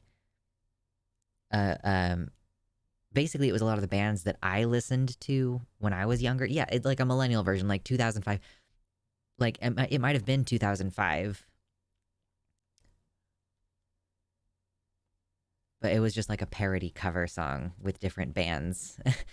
And I was like, oh no, I am so called out here.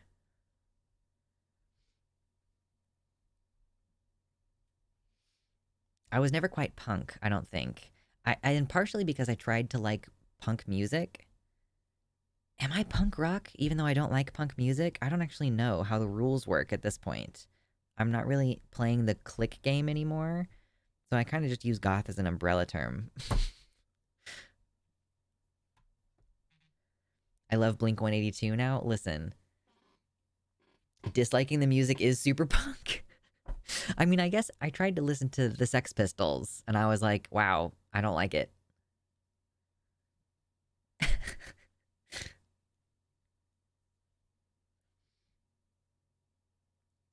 Did you ever worry about bands selling out? No, I didn't really seem to have a problem with like listening to a band on the radio after hypothetically they had sold out and then going and watching and like familiarizing myself with their older content. Goth punk and a little emo.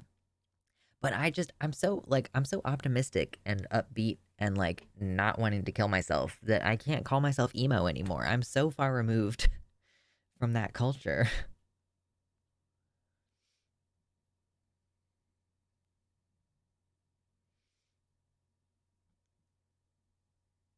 Do I like Cannibal Corpse? I've never heard Cannibal Corpse. Sorry to disappoint. I used to be emo because I was a doomer. TBH, you helped me to stop being a doomer. Listen, that's what I want to hear. If I'm like giving you hope for the future and making you feel better about being alive, that is pretty central.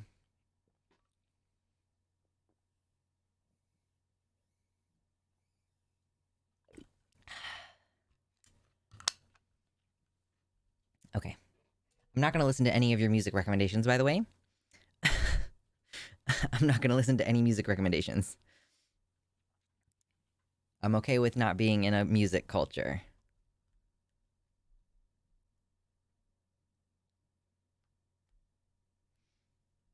Okay. Rude. Listen, I don't like music. I'm not gonna. Listen, I really, really, really don't like music. It's very occasionally fine, but most of the time, all I have to do is like, oh, I have a quiet moment. Let me check what's going on in my brain. And then I'm like, oh, so Pink by Lizzo has just been playing in the background for the last 3 hours. And I just was kind of tuning it out. But my brain is just doing annoying shit all the time. That's part of why I don't like music. I've successfully gotten Mersh to listen to My Chemical Romance. I do like it. Very nice. The Three Cheers for Sweet Revenge and The Black Parade are my favorite albums. Anarchy is punk, so you're covered. I'll take it. Oh my gosh, excuse me.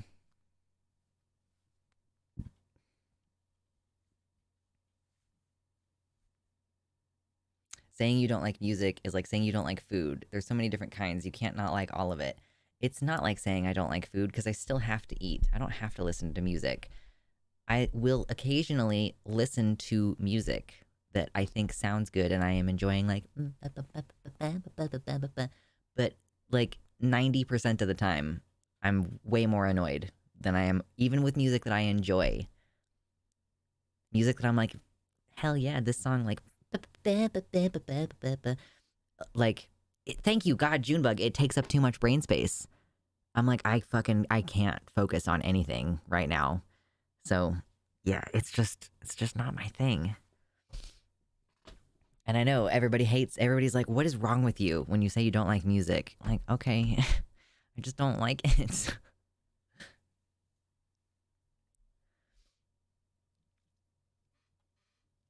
Yes, music is annoying until I want to listen to music. And then I usually only want to listen to one song that's like stuck in my head.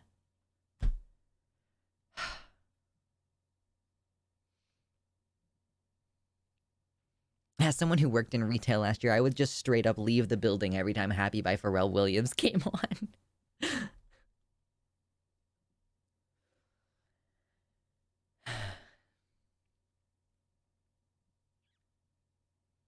don't think that anything's wrong with you. Music is just literally my entire life, my career, my hobby, so I can't imagine not liking it.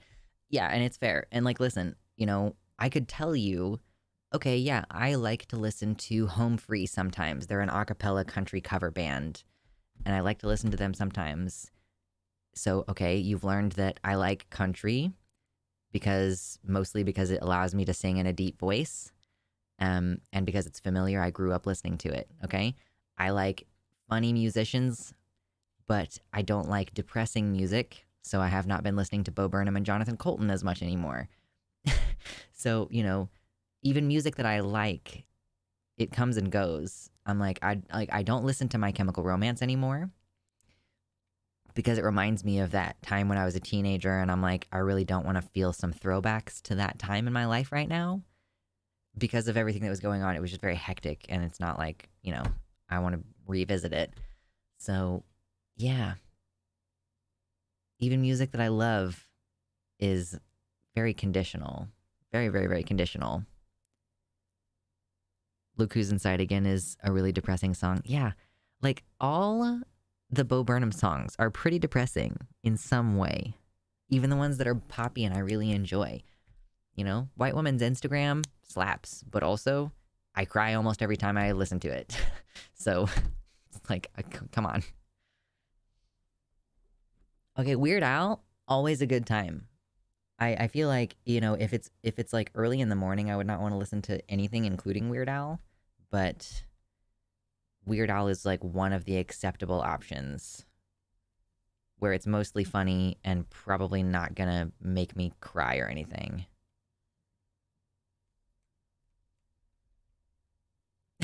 Ruan, you still need to check out my music on Tidal or Spotify if you hate musicians. I was talking to someone recently who was like, "Oh, I recently learned that this band member is really problematic, but oh no, Kitty Tick just lost the sub. Um, they were like, "Oh, I just found out that the lead singer or whatever of this band is really problematic, but I'm listening to them on Spotify where they don't really get paid anything, so I feel like it's okay." And I was like, genius. Just listen to artists that you hate on Spotify so that they don't get paid.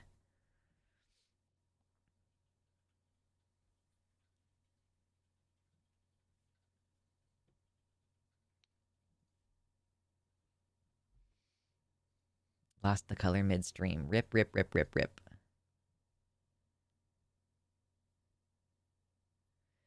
Used to like Guns N' Roses until I found out the lead singer was a terrible homophobe. Yeah, just listen to them on Spotify so that they don't get any of your money.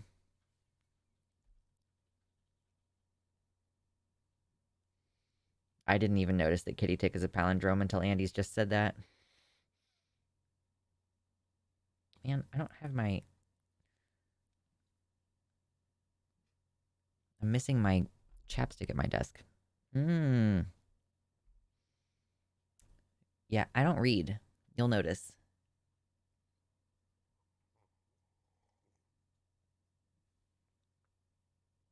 If you hate Weird Al, your autism card gets revoked. Listen, they see me mowing my front lawn. Oh, goodness. A big fan of palindromes. Me and my wife met on 02/02/2020. Sexy. Oh, boy. Someone give me a tattoo. I need a gift card to a tattoo place. Otherwise, I'm just going to put the money in my savings account. To your point about singing in a deep voice, I can relate. I love to play like Gracie Abrams in a sad girl pop because I can sing in a more feminine voice. Yeah, being able to adapt your voice to different music can be really gender affirming, for sure. And particularly, my voice was really, really, really high. Like, it felt to me, at least, like it was really high. When my singing voice was, I would not necessarily say that I was a soprano, but it was very high. Tattoo fundraiser on Throne. Can I do that? I don't actually know. I'll check it out. But, oh shoot, what was I in the middle of saying? Oh, so singing country music. I used to not be able to sing a lot of pop music by men because it was just too low for me. But then my voice dropped like 2 octaves or something like crazy. And now pop music sung by men is too high, by far and away, way too high. So if I really want to sing, obviously I can still sing some of the feminine range stuff, but I have to go into my falsetto voice. And so for like singing in a way that is less strain on my voice, country music is the way to go. Ruan, thank you. Thank you so much for that tier 1 sub. I got some delicious monies before my disability had leftovers after getting the cat his asthma inhaler. Seriously, thank you so much for that tier 1 sub. I really, really appreciate that. And yes, Kitty Tick, enjoy your tier 1 sub. Gorge. Okay, we're gonna raise the total just ever so slightly. We're at 325. I'm asking for a ridiculously high amount of money today. I don't expect to get there. It's gonna be okay.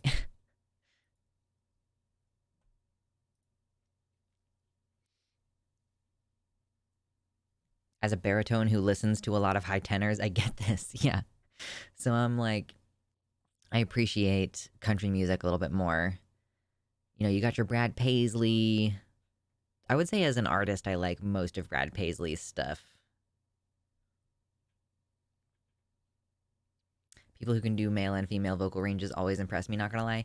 Yeah, my voice is kind of shredded right now, and I'm not in practice of my female voice, but one of my favorite ones to sing right now is, you guys know the Do We Need to Pay for Country Voice Lux? Do you guys know the video that Philosophy Tube posted when she came out, and at the end, it plays this song that's like, it has a very 2010 vibe.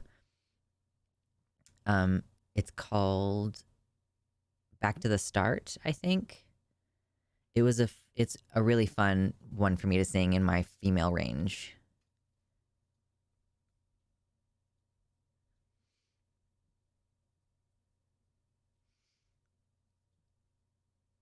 But also my voice is shit today, so I'm not gonna sing even in a low tone. Like my jaw and my throat are all kind of sore.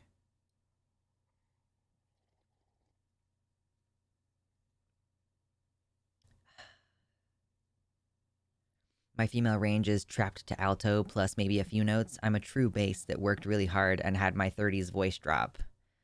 What if donations hit 1,000? Then I will flex and show tummy or whatever. I don't know. What do you want? Oh, you want me to sing? Sure. I'll sing if we hit 1,000.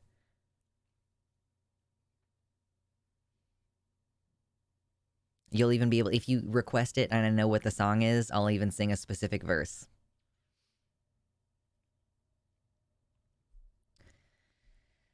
Oh, jeez. Butt flex. I'm not wearing something like revealing enough that you'd be able to see my butt flex, so we'll maybe save that for next time. Listen, I'll run another 1,000 stream next week. Do something from public domain? What is public domain that would let me sing in my bass voice?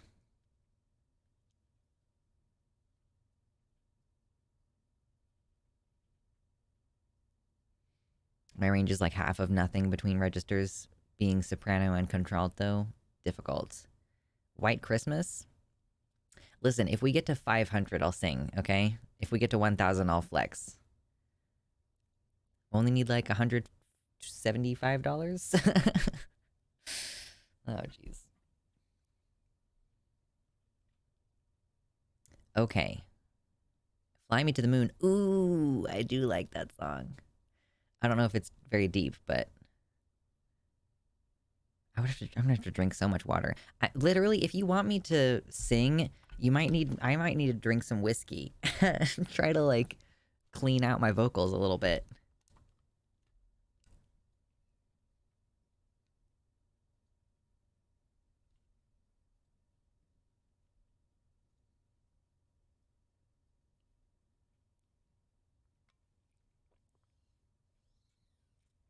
I don't really get all the Philosophy Tube hate lately.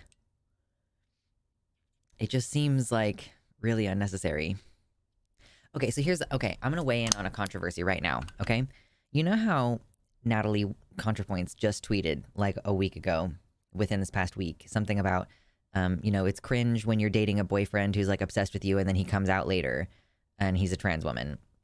It's like, and then she was like, it's even worse when that person that you dated also co-opts your entire YouTube presence. I went back. So people kept saying, oh, after 2018, Abigail just completely stole ContraPoint's style. I went back and I scrubbed through and I looked at videos from 2018 leading into 2019 from the Philosophy Tube channel. Throughout 2018, it was just dude standing in front of a bookshelf talking about philosophy, okay? And then toward the end of 2018, you start to see dude in front of a white void, basically just standing there talking about philosophy with occasional maybe text showing up on the side of the screen. And then toward the end of 2018, you might have like in the middle of her talking, she's like changing her shirt and doing something and like doing a minor costume change. And then there's the cosmonaut video about like men and abuse. And toward the end of that video, she changes from the blank white screen to like just sitting on a couch wearing the cosmonaut costume, okay? And then the next video after that is like the witchcraft video, which is again just her wearing a kind of fancy, like that white frilly shirt thing that men wear. And she sat in front of like a flickering light to make it look like a fire with a grungy background. She's talking about philosophy. Like, it seems to me, if you go back and actually fucking look, that it was a clearly gradual change where she was like, okay, well, how can I start like having a less boring background and like, oh, maybe I'm gonna wear one costume and then, oh, I'm gonna sit in a different location. And then it gradually became, oh, what if I had different characters? Which, like, sure, Natalie was doing characters, but I think that the way that Abigail does characters is completely different. And it just seems to me like it was a much more gradual change in the content. Not the first time Contra has subtweeted her for a dumb reason. Yeah, and it's weird how they've, like, their falling out has clearly been fairly recent, because when Abigail came out in her identity video, she said that Natalie was her dear old friend. So, I don't know. It just seems like you'd have to be really reaching to say that Philosophy Tube suddenly copied ContraPoints' style.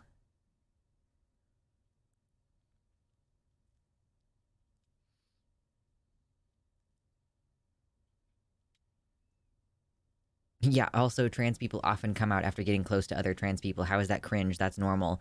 I think it can feel bad if it happens several times. Like if you're a straight trans woman and you're trying to date a man and they keep coming out as trans women, and that, that might not work out. But even if you're a queer trans woman, like, you might feel like this person wasn't genuinely interested in you romantically. Like maybe they were only interested in you because of their own gender reflection. With the amount of hate she continually gets online, I can see why Nat is bitter, like in general, but she should not tweet for her own sake. Yeah. I don't know that she was for sure talking about Philosophy Tube, but that's what people speculate, is that she was talking about Philosophy Tube.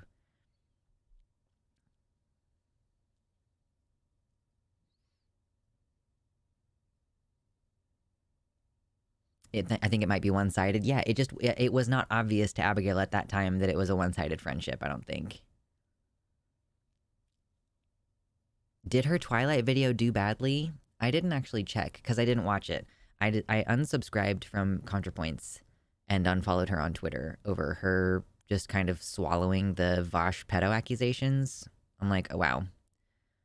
Cool. Yeah, let me see. How did her video do compared to other videos?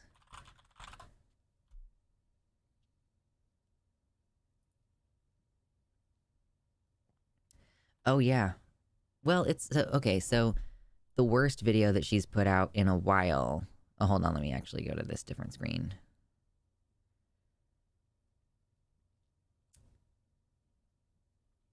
I guess this one is kind of in line with some of her other videos because, you know, Envy from 2 years ago, 5.7 million. The Hunger, 2.7 million. That was the one about her addiction.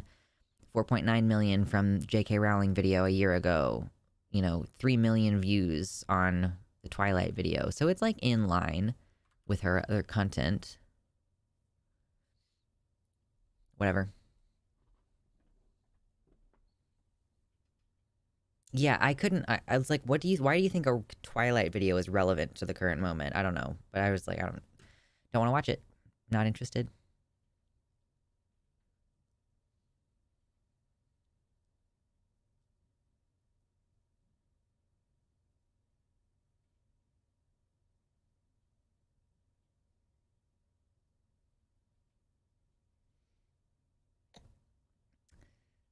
Yeah, I don't know. My issue with Abby is that she constantly obfuscates her rich background. Her parents are doctors who have a public service job because they're both doctors, or one of them is a doctor. So yeah, her being middle class, maybe like having a stable background, I wouldn't really view that as obfuscating a rich background. Like, I think it can be hard for people who grew up super, super poor, like, to view middle class people as anything but rich. But like, that's not rich. It's comfortable. Like, it's like middle class people are more comfortable and they do have more privilege and access. But that doesn't mean that she's rich. And she's also like, aside from Philosophy Tube, is like, she's a successful actress now, but for a long time she was a struggling actress. And like, she went to get a degree at school that was absolutely useless to her. Abby does have some unaddressed privilege because she's like, all the trans people I know are currently making movies and stuff. And I'm like, girl, I mean, the kind of, when she says I know trans people are making movies and stuff, like, I guess it is somewhat privileged, but like Mia Moore is one of the people that she knows who's making a movie, and Mia Moore is currently couch surfing. Just because she's making a movie doesn't mean that she's privileged. She literally is couch surfing as of this week.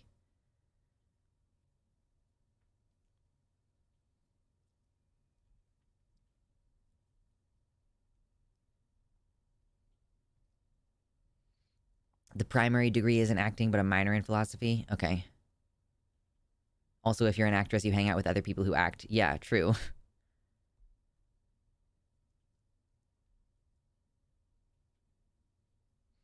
I'm technically lower middle class and feel bad for my poor best friend. Yeah, like, I don't know. Like, if you start to be moderately successful as a freelance YouTuber, and she pays people to caption her videos, she's paying editors now. Like, I mean, she may have been paying editors this entire time. I don't actually know how much she does the back end stuff, but like, I just don't get it. It just seemed, I don't know. I'm not going to speculate on what the issue is, but people send her snarky asks about her having privilege on Tumblr, and she keeps answering them with, yes, that's why I started my channel. I mean, basically, right, because her initial entire point was, I'm going to, like, I have a philosophy degree, so I'm going to give it away for free because university prices just went up however many years ago. So her whole thing was, I have access to things that other people don't, and therefore I'm going to make those things accessible to other people. Yeah, be wary that you don't become a crab in a bucket. And listen, I will admit that Abigail has been a huge part of my refining my views over the last, like, let's say 3 or 4 years. How about the fact that she's pretentious AF? Can that be valid? I don't think you know her. Like, how are you going to call someone? It would be like calling me pretentious based on this interaction that we're having. Like, you don't know me. You know Abigail even less because in her videos, she's literally acting the entire time. Is she pretentious because she films in elegant looking places sometimes? Like her Jordan Peterson video where she's wearing the white? Like, she's an actress. And she does have privilege, but she's just existing in public, and I don't take issue with that. I mean, do we think that Natalie Wynn was pretentious for posting the video Opulence? I mean, like, you might make that argument. I don't know. Like, so I have the cheapest available decent quality recurve bow that my partner got me for my birthday.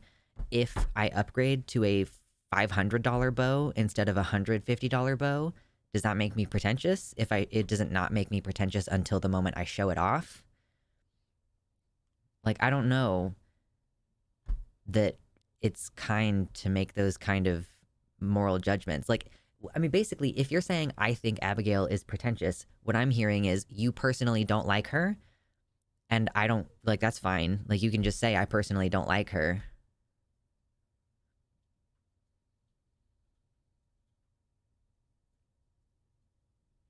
I mean, I guess, Ruan, you might also not end up liking me very much if you don't like people who say, if you disagree, you're wrong, you poor dear. Because, like, I mean, I guess maybe it's just, I mean, frankly, that comes across to me like because she's a woman, she's being held to a different standard. Because I talk about conservatives and sometimes even about other trans people who disagree with me. I'm like, oh, honey, you're dead fucking wrong about this, you know? Like, I don't know. I think that Abigail is right about most of her stuff that she covers. I don't, like, recently there has been hardly any time that I'm watching her and I'm like, I disagree with you.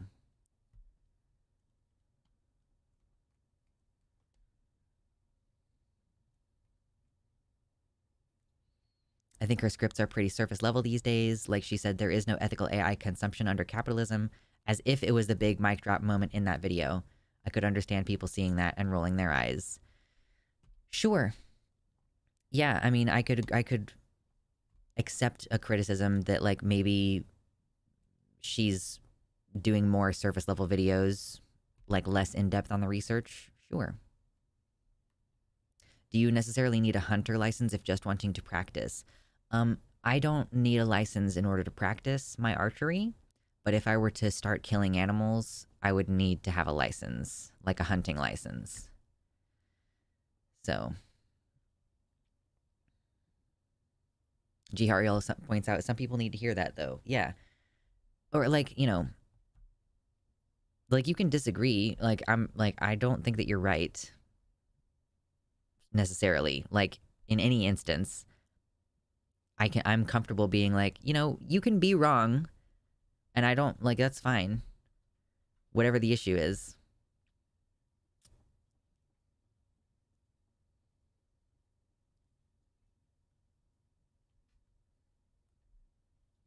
On the hunting license depends on how rural you are. Well, sure. I guess you can technically do any amount of hunting without a license as long as you don't get caught, but legally, you should not.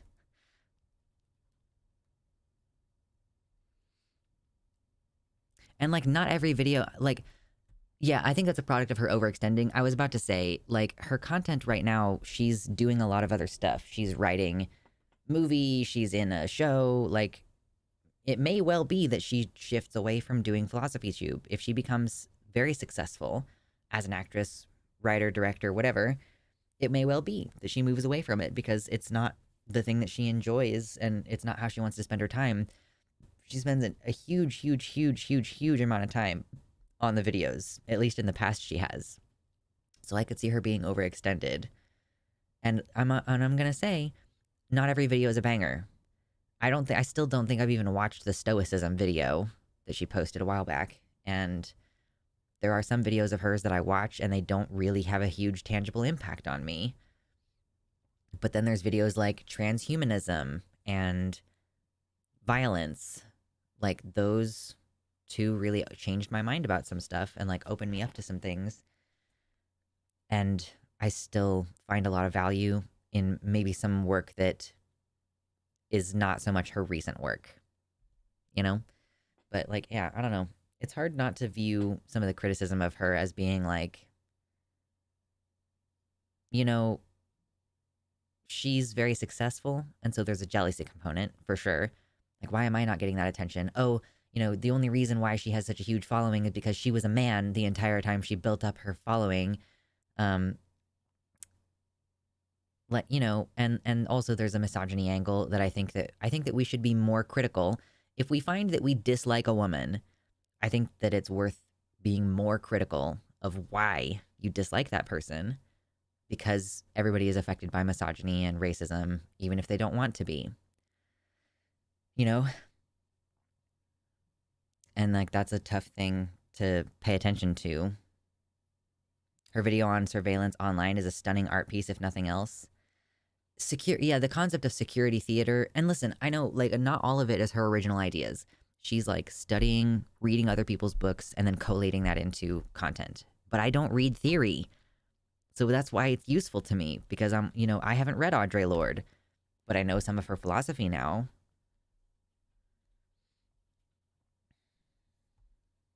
I read one of the books that she cited in the video about the NHS, and it was great. Complaint is the book.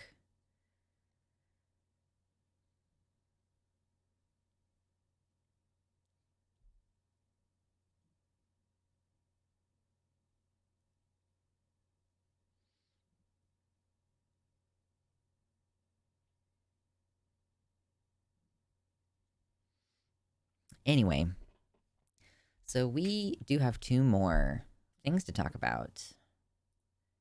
We have a good news, and then we have a bad news. Do we want to end on the good news, or do we want to end on the worst news I've heard today?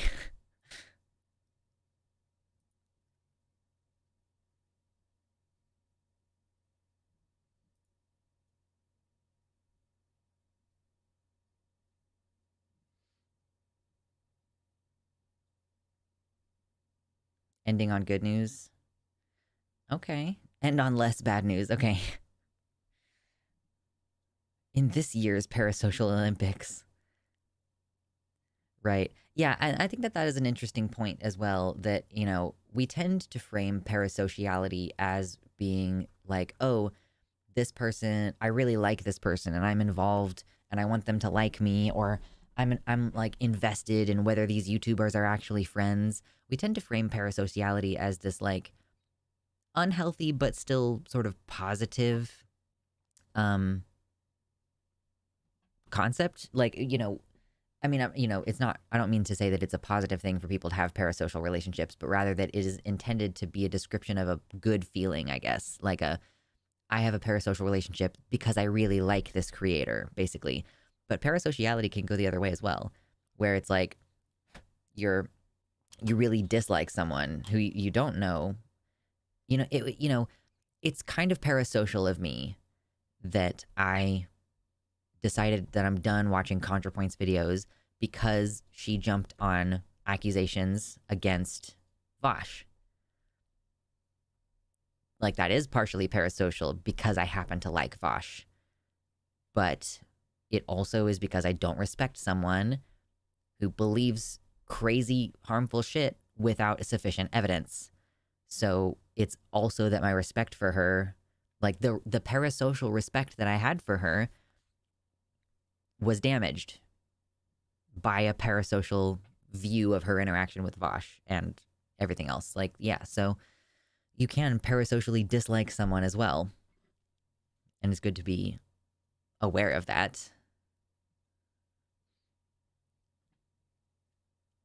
Yeah, someone's behavior can affect their messaging, and I'm not going to say that that's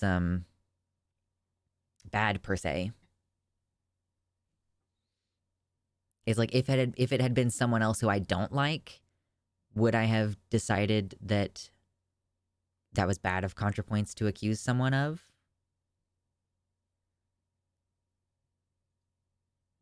I might not have known any of the details. I might not have cared enough to look into it. So it's like, is my problem that Natalie Wynn made spurious accusations of pedophilia? Or is my problem that she made spurious accusations of pedophilia toward someone I like? It's probably more the latter, if I'm being honest.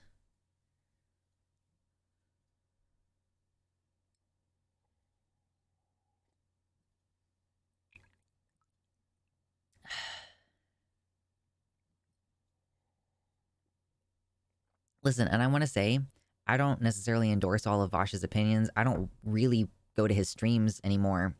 Very occasionally I'll visit or I'll watch one of his videos. I like him as a person, not as a content creator. He has been helpful to me in the past. He's always very kind anytime I've talked to him. I look forward to meeting him and having lunch with him at some point in the future. But like, yeah, I don't know. It's a whole thing. Listen, cats are cooler than everybody. Should I go get my cat? Should I go bother him and force him to come? I'm wearing my brand new Luxander merchandise hoodie though, so maybe I shouldn't get it all covered in cat hair. If you get yours, I moved up the design a little bit. Ugh, like mine is way down on my chest. I've scooched it up a little bit.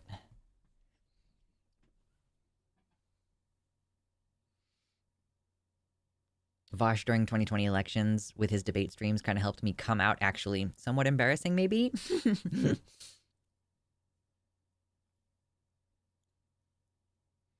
Yeah, you can be friends with someone and not align with everything they do with work.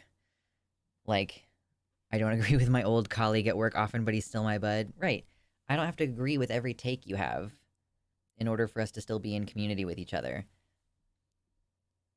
One more like till 100. It's true. There was one more like till 100, and then someone took their like away. My hair has knots in it. Show me the baby. You must the baby? But I don't want to. My hoodie is. I don't want to do my hoodie. He's probably sleeping too. Ay, ay, ay, ay, ay. My hair has knots. It's past wash day. I was supposed to wash my hair like Friday.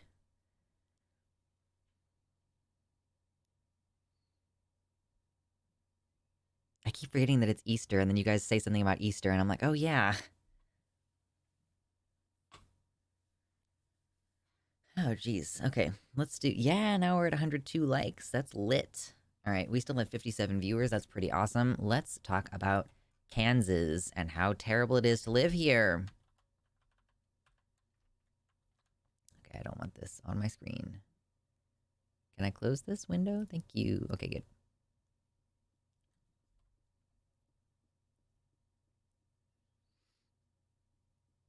Vosh's streams did help escort me from my previous libertarian position. He does bring people further to the left. He do that. It's true.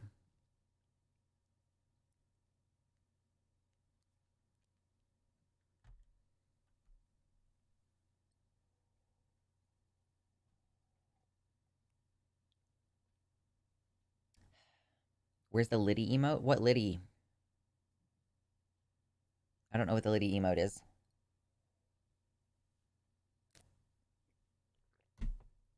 Cheers to a full cup of coffee. Mmm.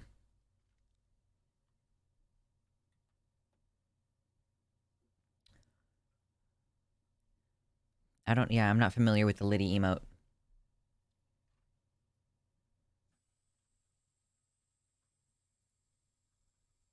Okay, I'm getting ready to talk about some new stuff in Kansas.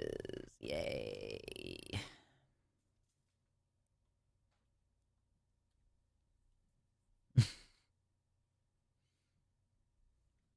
Okay.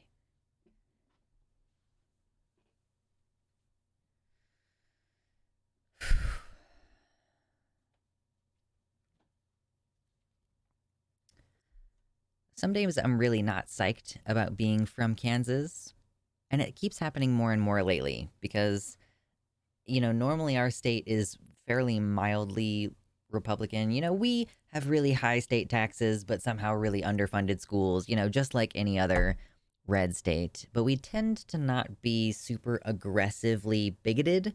I mean, I say we. I mean, our legislative body has a tendency to not be crazy conservative in their overreach stuff that they do. But these last few years, as with everywhere else across the country, red places are getting more radicalized. They're trying harder to restrict rights. There was an attempted piece of legislation to amend the Constitution in Kansas after the Supreme Court affirmed that our Constitution, as it is written, guarantees a right to abortion. So, the people voted and protected the right to abortion in the end.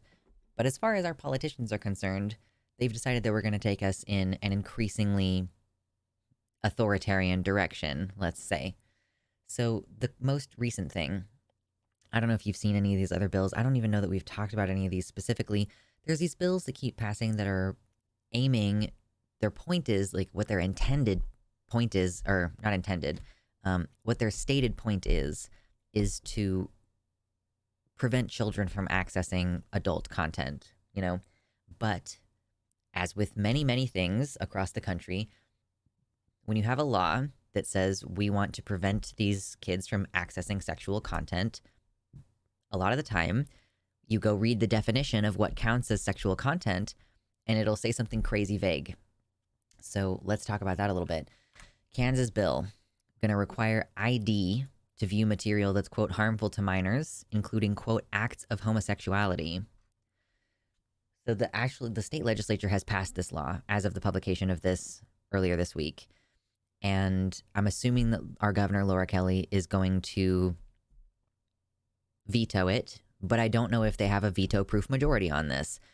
One of the problems in Kansas is that we're gerrymandered enough that there are enough people in the legislature sometimes to override the governor's veto. So even when the governor tries to protect trans rights or whatever else it is, there can be a veto override. That's how we have the bathroom restriction that also revoked all of our gender marker changes retroactively.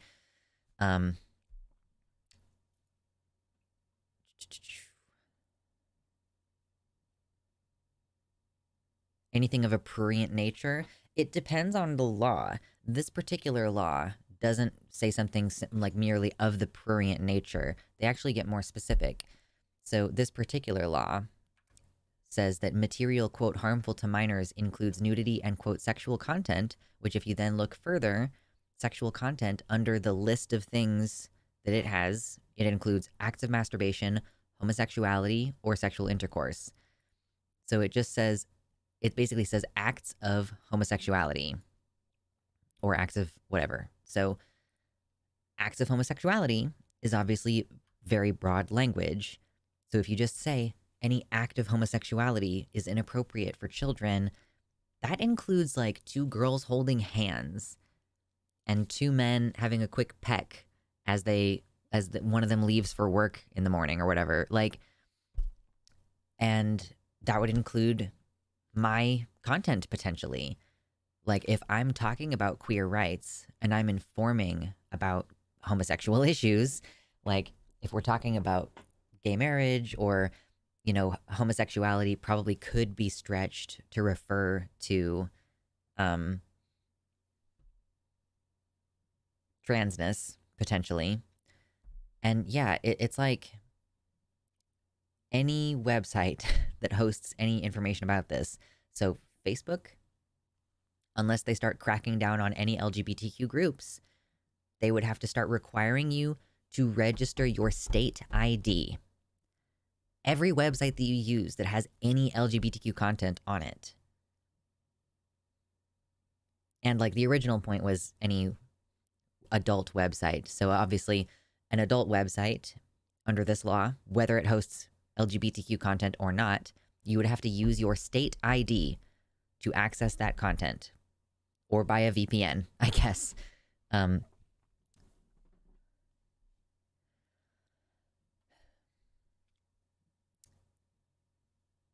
So in order to access, let's say, YouTube or Facebook or any other website that hosts LGBTQ content or Twitter or anything, you would have to have your ID because you're supposed to be over 18 in order to access that. And if you're under the age of 18, you simply do not have access. Or if you don't have a state ID, you simply do not have access. An additional part of this is that a website could be fined up to $10,000 for each instance of a minor accessing their content. And then on top of that, parents are allowed to sue for up to $50,000 in damages. Now, I don't think that affects individual content creators, but if there is that kind of penalty for the websites, you know, I'm not necessarily going to get sued $50,000, but because YouTube could be sued that amount many times over, they might just decide to stop supporting and hosting my content. Or they might require me to put an age restriction on my content, like, which obviously severely limits access.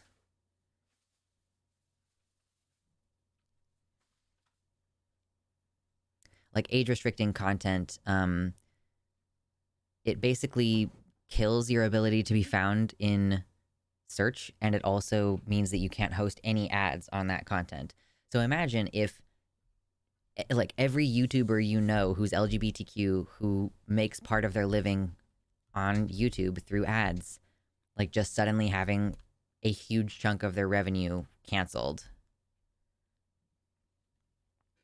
And then, yeah, if you run queer people off the internet, then no one is going to see any of the news about us. Like, does queer content, does that refer also to, let's say, yeah, like a news website that decide to publish, like how, like here, we're reading The Advocate talking about trans issues. So would that be censored? Would you be required to have a state ID registered with your username? Understand that registering your state ID with a bunch of different websites in order to, even if you're just going to see like adult content, and even if this isn't required on YouTube and Facebook, you're still having to register your state ID in some private database owned by your favorite adult content website or whatever.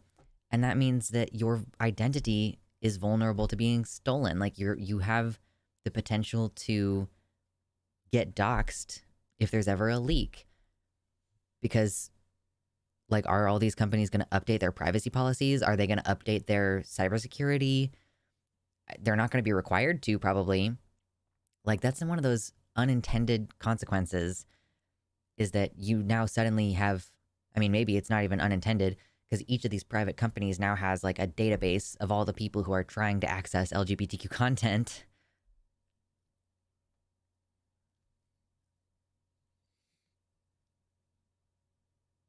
Yeah, this is just gonna, I mean, I guess in a way that this is stimulating the economy somewhat by encouraging the booming market in VPNs and a new golden age of fake IDs.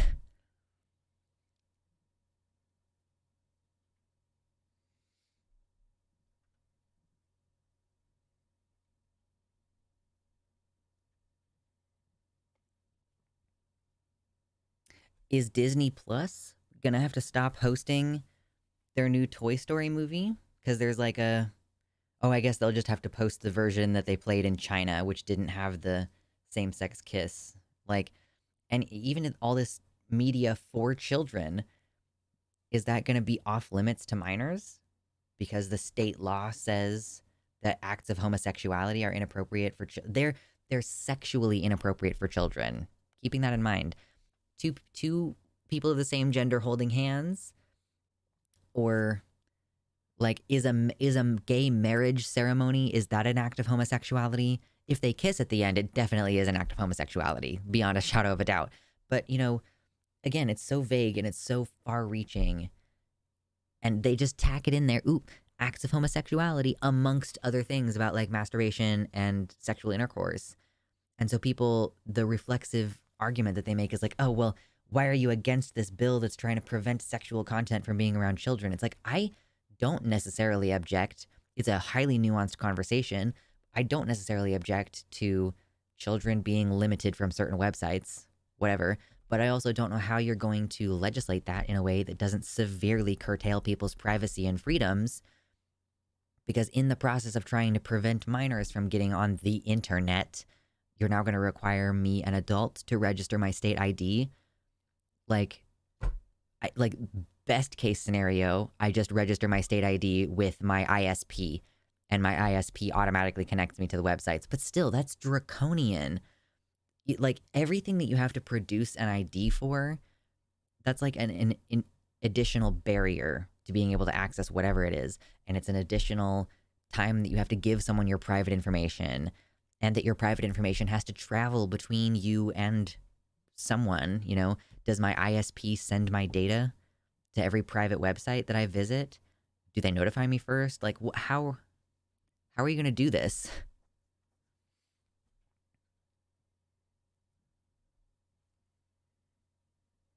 yeah, they're setting up an online police state, basically. HJ means half joking in this context. The solution is better parents. I don't disagree with you. If you don't want your kid to have access to these things, then you need to contact the Geek Squad and have them put internet restrictions on your kid's internet, or you just need to be more present as a parent.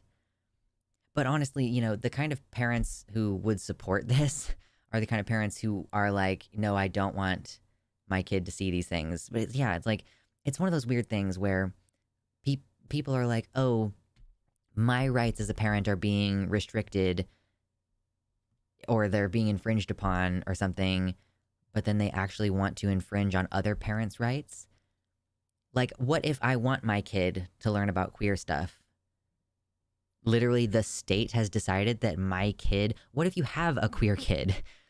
Like, obviously they don't believe in queer kids, but like, what if I want my kid to learn about like famous gay people in history and their inventions and their contributions to science and art and literature? Why is my right as a parent being superseded because of some kind of like conservative ideal of like Puritanism, basically? What if my kid has a trans mom? What if I, as a trans adult, have a kid who's not trans but who wants to know stuff about it? Obviously, they could ask me, but I'm not like a fucking dictionary. I mean, I am personally, but some random trans person or queer person is not necessarily an expert in queer theory and history. I just happen to know a lot about that. But like, why do you think you get to infringe on the rights of parents to provide their children with educational resources? It's because that's how they're going to limit trans people and gay people. They tend to think, oh, folks generally stay in the closet if they don't know about this. It's only the ones who have severe dysfunction who actually come out in the absence of social support and acknowledgement. So the more we hide this from them, the less likely they are to come out. And the more we encourage people to be hostile towards these people, then the more we can force these kids back into the closet.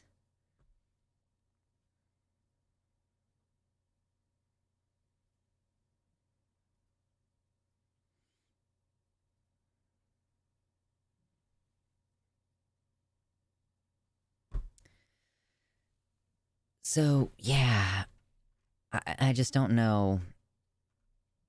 I don't know if this is going to pass. Like, I'm going to check actually and see if there's been an update on this.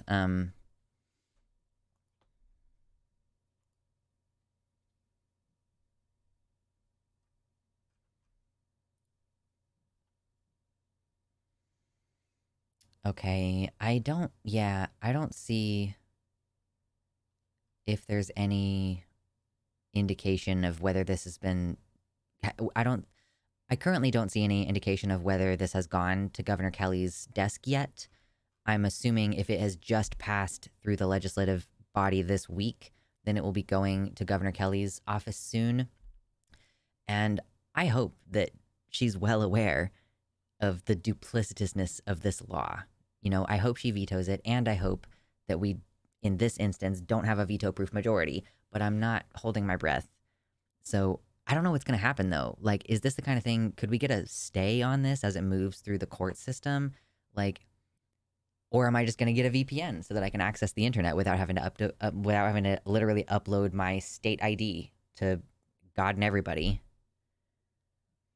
I'm sure it would take a while for it to be implemented as well. So it may well be that they're going to, we're going to have to work on, defining specifically which websites need to do this. And like, I can hope that I'm just like not living in the state by the time this goes in. But yeah, gonna have to use a VPN all the time. Stream through a VPN sounds fucking fun. Or I guess I'll just have to take screenshots of every article we're gonna read. If I'm going to Aaron Reed's website, I'm gonna have to screenshot all the relevant portions and then turn off my VPN in order to stream.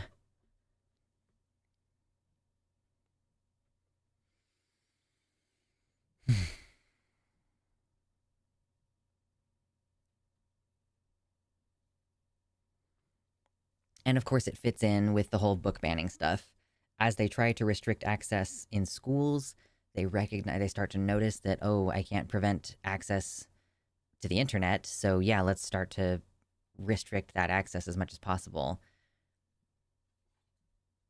I guess TikTok as a website and app would also be limited in this way. It's like, oh, if we can't get the federal law to change, then certainly we can pass state laws that still sideways find a way to ban websites where we exchange critically important information, where we educate each other and organize with each other.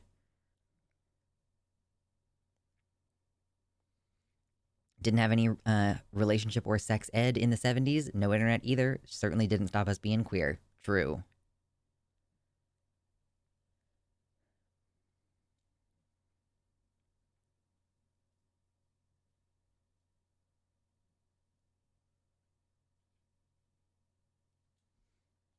Well, in this particular instance, it only applies to stuff that's happening on the internet. So it's not, but yeah, if a gay org has a local like website, can't have that on there. What about what about that website? What is it called? There's a website where it's a meetup website where people can be like, "Ooh, we're doing meetups related to this subject at this place at this time once a month." If they were hosting any like an LGBTQ book club, would that be like, oh, you can't host that content on that website without it being a requirement that you provide a state ID? So any local events, let's say you want to go to a local Pride event, you can't access the Pride website unless you have a state ID and you're 18.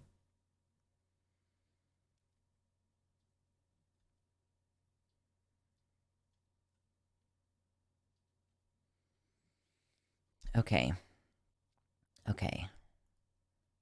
I'm gonna put this in my notes now. Oh, come on, where am I? Advocate. Yes. My stream notes. Stuff about Kansas.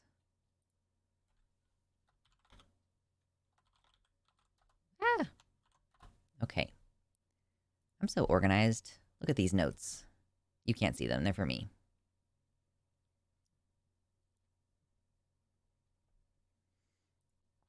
Man, being from Kansas sucks right now. I wish that it didn't suck so bad here. Does not feel good.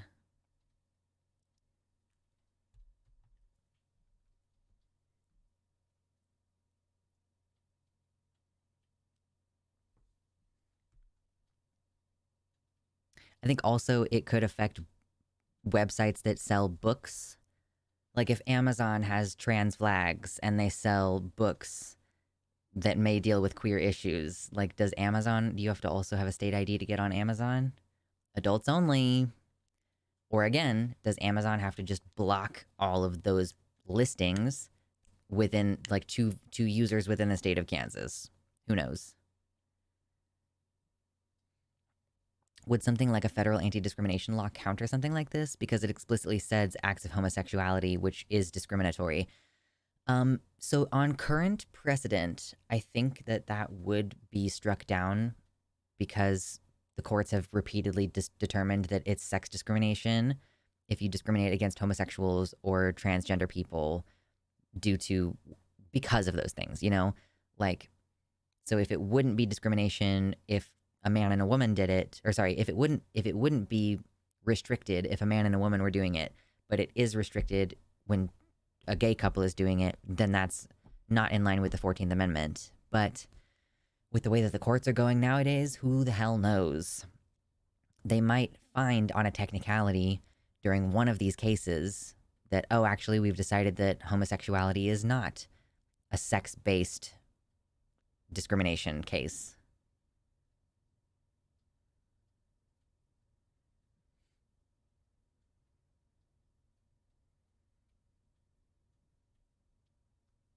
So who knows what's going to happen? Let's cross our fingers and continue working on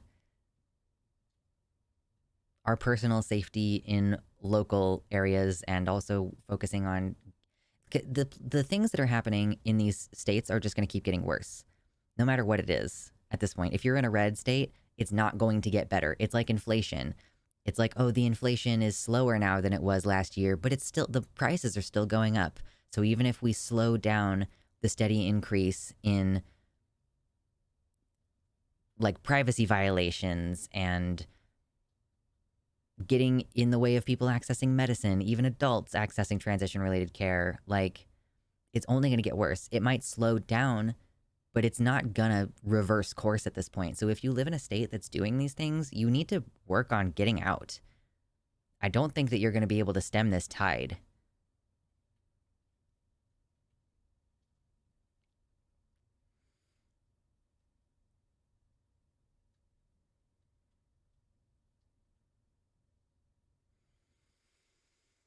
Okay. I'm going to go ahead and stop there for that one.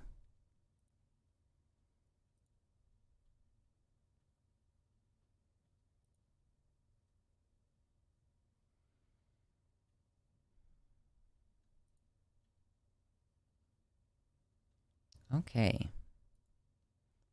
Okay, we have one more today, and it's a good news. We have one more, and it's a good news. Can we do good vibes now? Yes, we have good news. Well, okay. It it's still going to be political analysis, and it still might be mildly doomer, but it is going to be at least an attempt at positive news. We're going to try. We're going to do our best.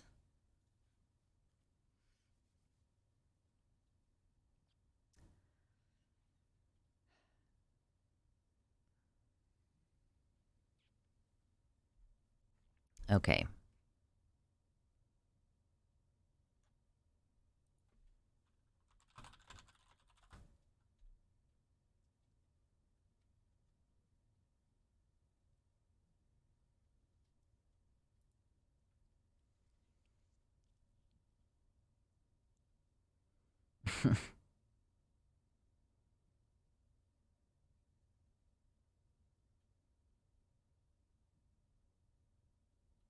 Okay. We're going to talk about Georgia. I generally think of Georgia as being a pretty deep red place. I don't know a lot about there. Of course, there's a couple, Atlanta, I'm sure, is fairly Democratic or fairly liberal. It's just north of Florida, though, so it can't be great.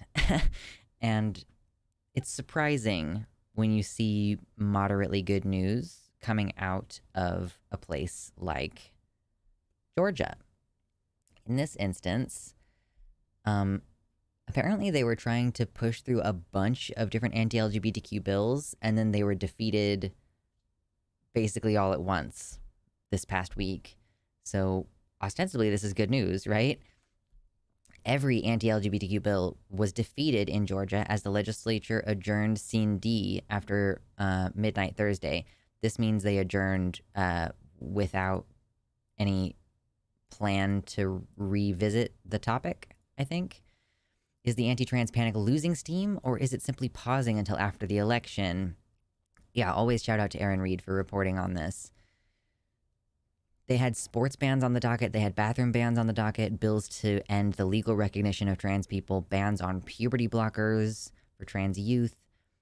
So it's interesting that somewhere like Georgia did not succeed in passing this bill. So Aaron raises the question, and I think it's a worthy question to ask. Is the anti-trans panic losing steam, or are these Republicans just figuring out that they need to wait to do these anti-trans policies until after the 2024 general elections? Because we keep seeing that these Republican politicians don't do well when they campaign on a primarily or exclusively anti-trans policy or platform. So are they gonna stop trying to push these bills, or are they simply recognizing as a political strategy that they need to chill out for a minute, or they're going to lose their elections? And then once they win their elections at the end of the year, they're just going to resume doing all this stuff as soon as the legislative session opens back up again and all these people get sworn in. I think that that's a really worthy question to ask.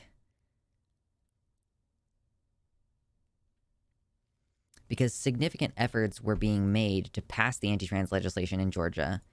Despite nearly every bill failing to meet the crossover deadline, which is the point by which legislation must move from one chamber to the other, Republicans kept seeking workarounds by amending completely unrelated bills and putting anti-trans policies in there. One example is that a proposed bill aimed to ban trans students from participating in sports bathrooms, and that would require parental notification for every library book their kid checked out, and it would impose restrictions on sex education, which that whole proposal was amended onto an unrelated legislation about how coaches are showing their students videos on mental health and suicide prevention, or I guess requiring coaches to show these videos. That amended bill passed the Senate with 2 days to spare and was seemingly about to become law. But in the early hours after midnight, the Georgia legislature adjourned Sin D without taking up the measure, leading to the failure of every anti-LGBTQ bill proposed this year in Georgia, including all these different ones. So Jeff Graham from Georgia Equality says, quote, "It's undeniable that the tides are shifting both here in Georgia and across the nation. Anti-LGBTQ actors are losing their political power, and more Georgians who know and love LGBTQ people are standing up against their baseless fear-mongering." Like, is that what's happening, though? That's the question, because they were trying really hard to get these to pass, and then they just kind of stopped trying to get them to pass, which is really suspicious, and it makes it seem like maybe they started getting some calls from their constituents and they decided to drop it suddenly. But is it because they actually care about their constituents, or is it because they want those goddamn votes? Excuse me.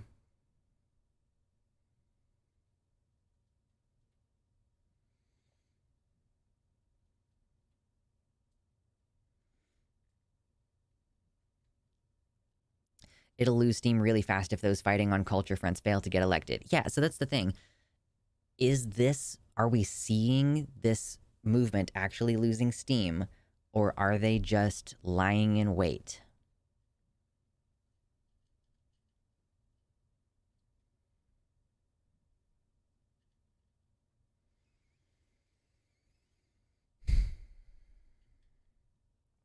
Aaron points out that the anti-LGBTQ legislation is not having the same level of success this year as in previous years, because there are like 500 anti-LGBTQ bills that have been proposed, but only 16 explicitly anti-LGBTQ bills have passed, I guess, across the country this year.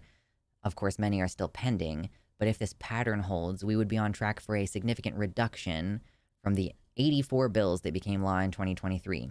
But again, just because there are fewer bad things happening does not mean that bad things are not happening, and that doesn't mean that shit's okay. It just means that, like, oh, is this losing steam? Maybe. If we're lucky, it means it's losing steam. If we're unlucky, it means that they're biding their time.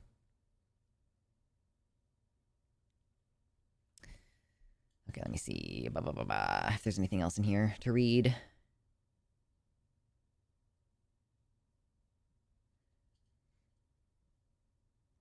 It's also worth noting that the few bills which have passed are generally more extreme than ones seen in previous years, like Utah's ban on trans bathrooms, the targeting of trans adults, Idaho enacting legislation that bans all public funding for gender-affirming care, which would include, like, adults getting access to medical care.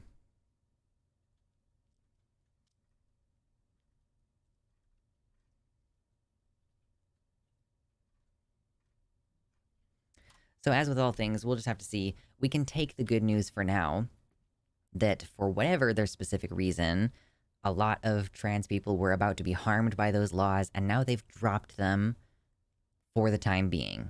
Maybe they will pick it back up in January after the elections and all this, and they start opening the legislative session again. But yeah, take the win, but don't be complacent.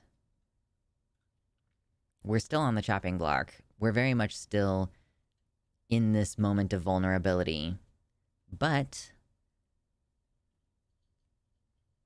it's not the end of the world, and it's not guaranteed that things are going to go bad. I think it's quite likely that things will continue to go the bad direction, but we'll have to see. Keep educating people, keep, being present, community-minded individuals, do good works, And people will see that trans people are contributing members of our communities, contributing members of our societies, that we want children and neighborhoods to be safe, that we don't support, like, sex criminals. There's a reason why trans people aren't in the church, eh?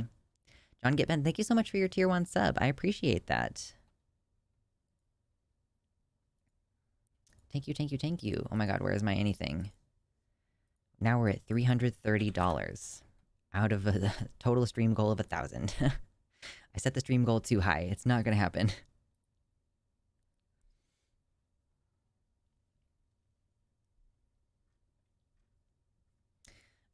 What is your question in the chat? I think that this is like the third time you've asked me if I accept questions, and the answer is yeah.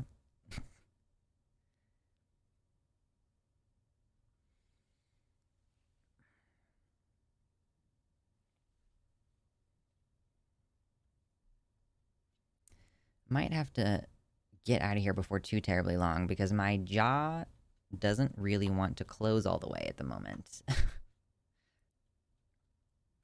So I probably should try to relax it somewhat. Let me put this in my stream notes, though. My stream notes. Georgia defeated Bills. Boom.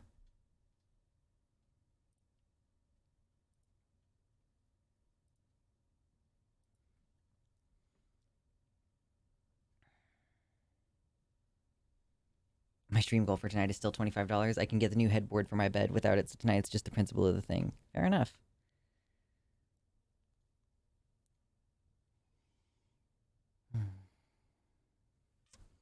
That's concerning. Yeah, my jaw has been weird for the last couple days.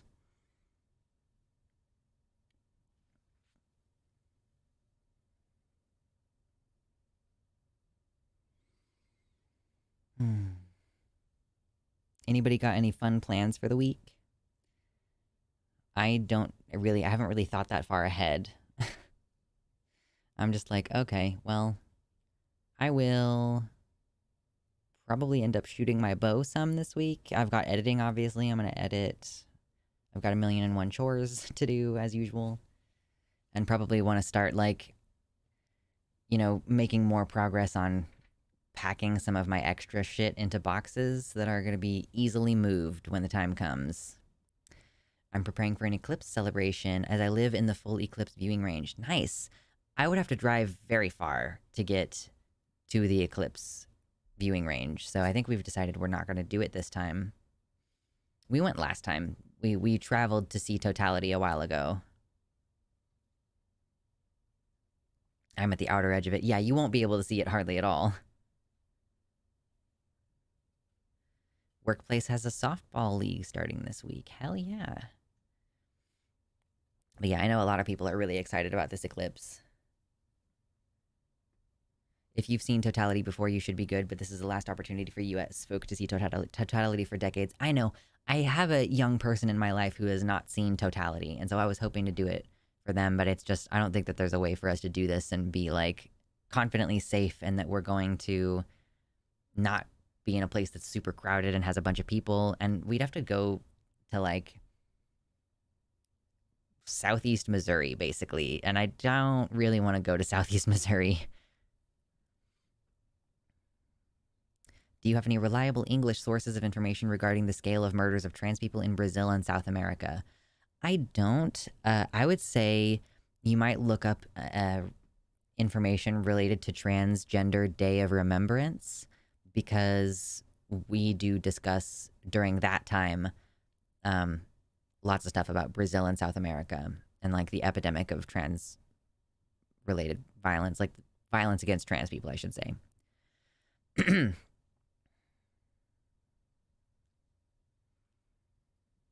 I actually had a hospital cancel my appointment as it's near a park that will be extremely crowded with people hoping to see it. So I would not be able to get there easily due to the pedestrian traffic. Right, yeah. So we decided to just skip it this time. If the young person wants to see it in 2044, then I'm sure they'll still be alive by then.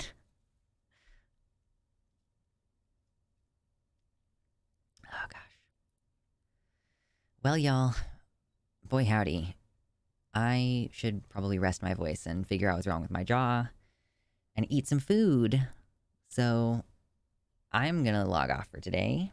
This was a great birthday stream. I enjoyed getting to chit chat with you all and celebrate my birthday.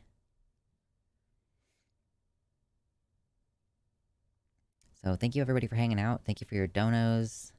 I hope that you enjoyed chilling in the chat, talking to your friends in chat, etc. You can always come to the Discord if you want to stay part of the conversation.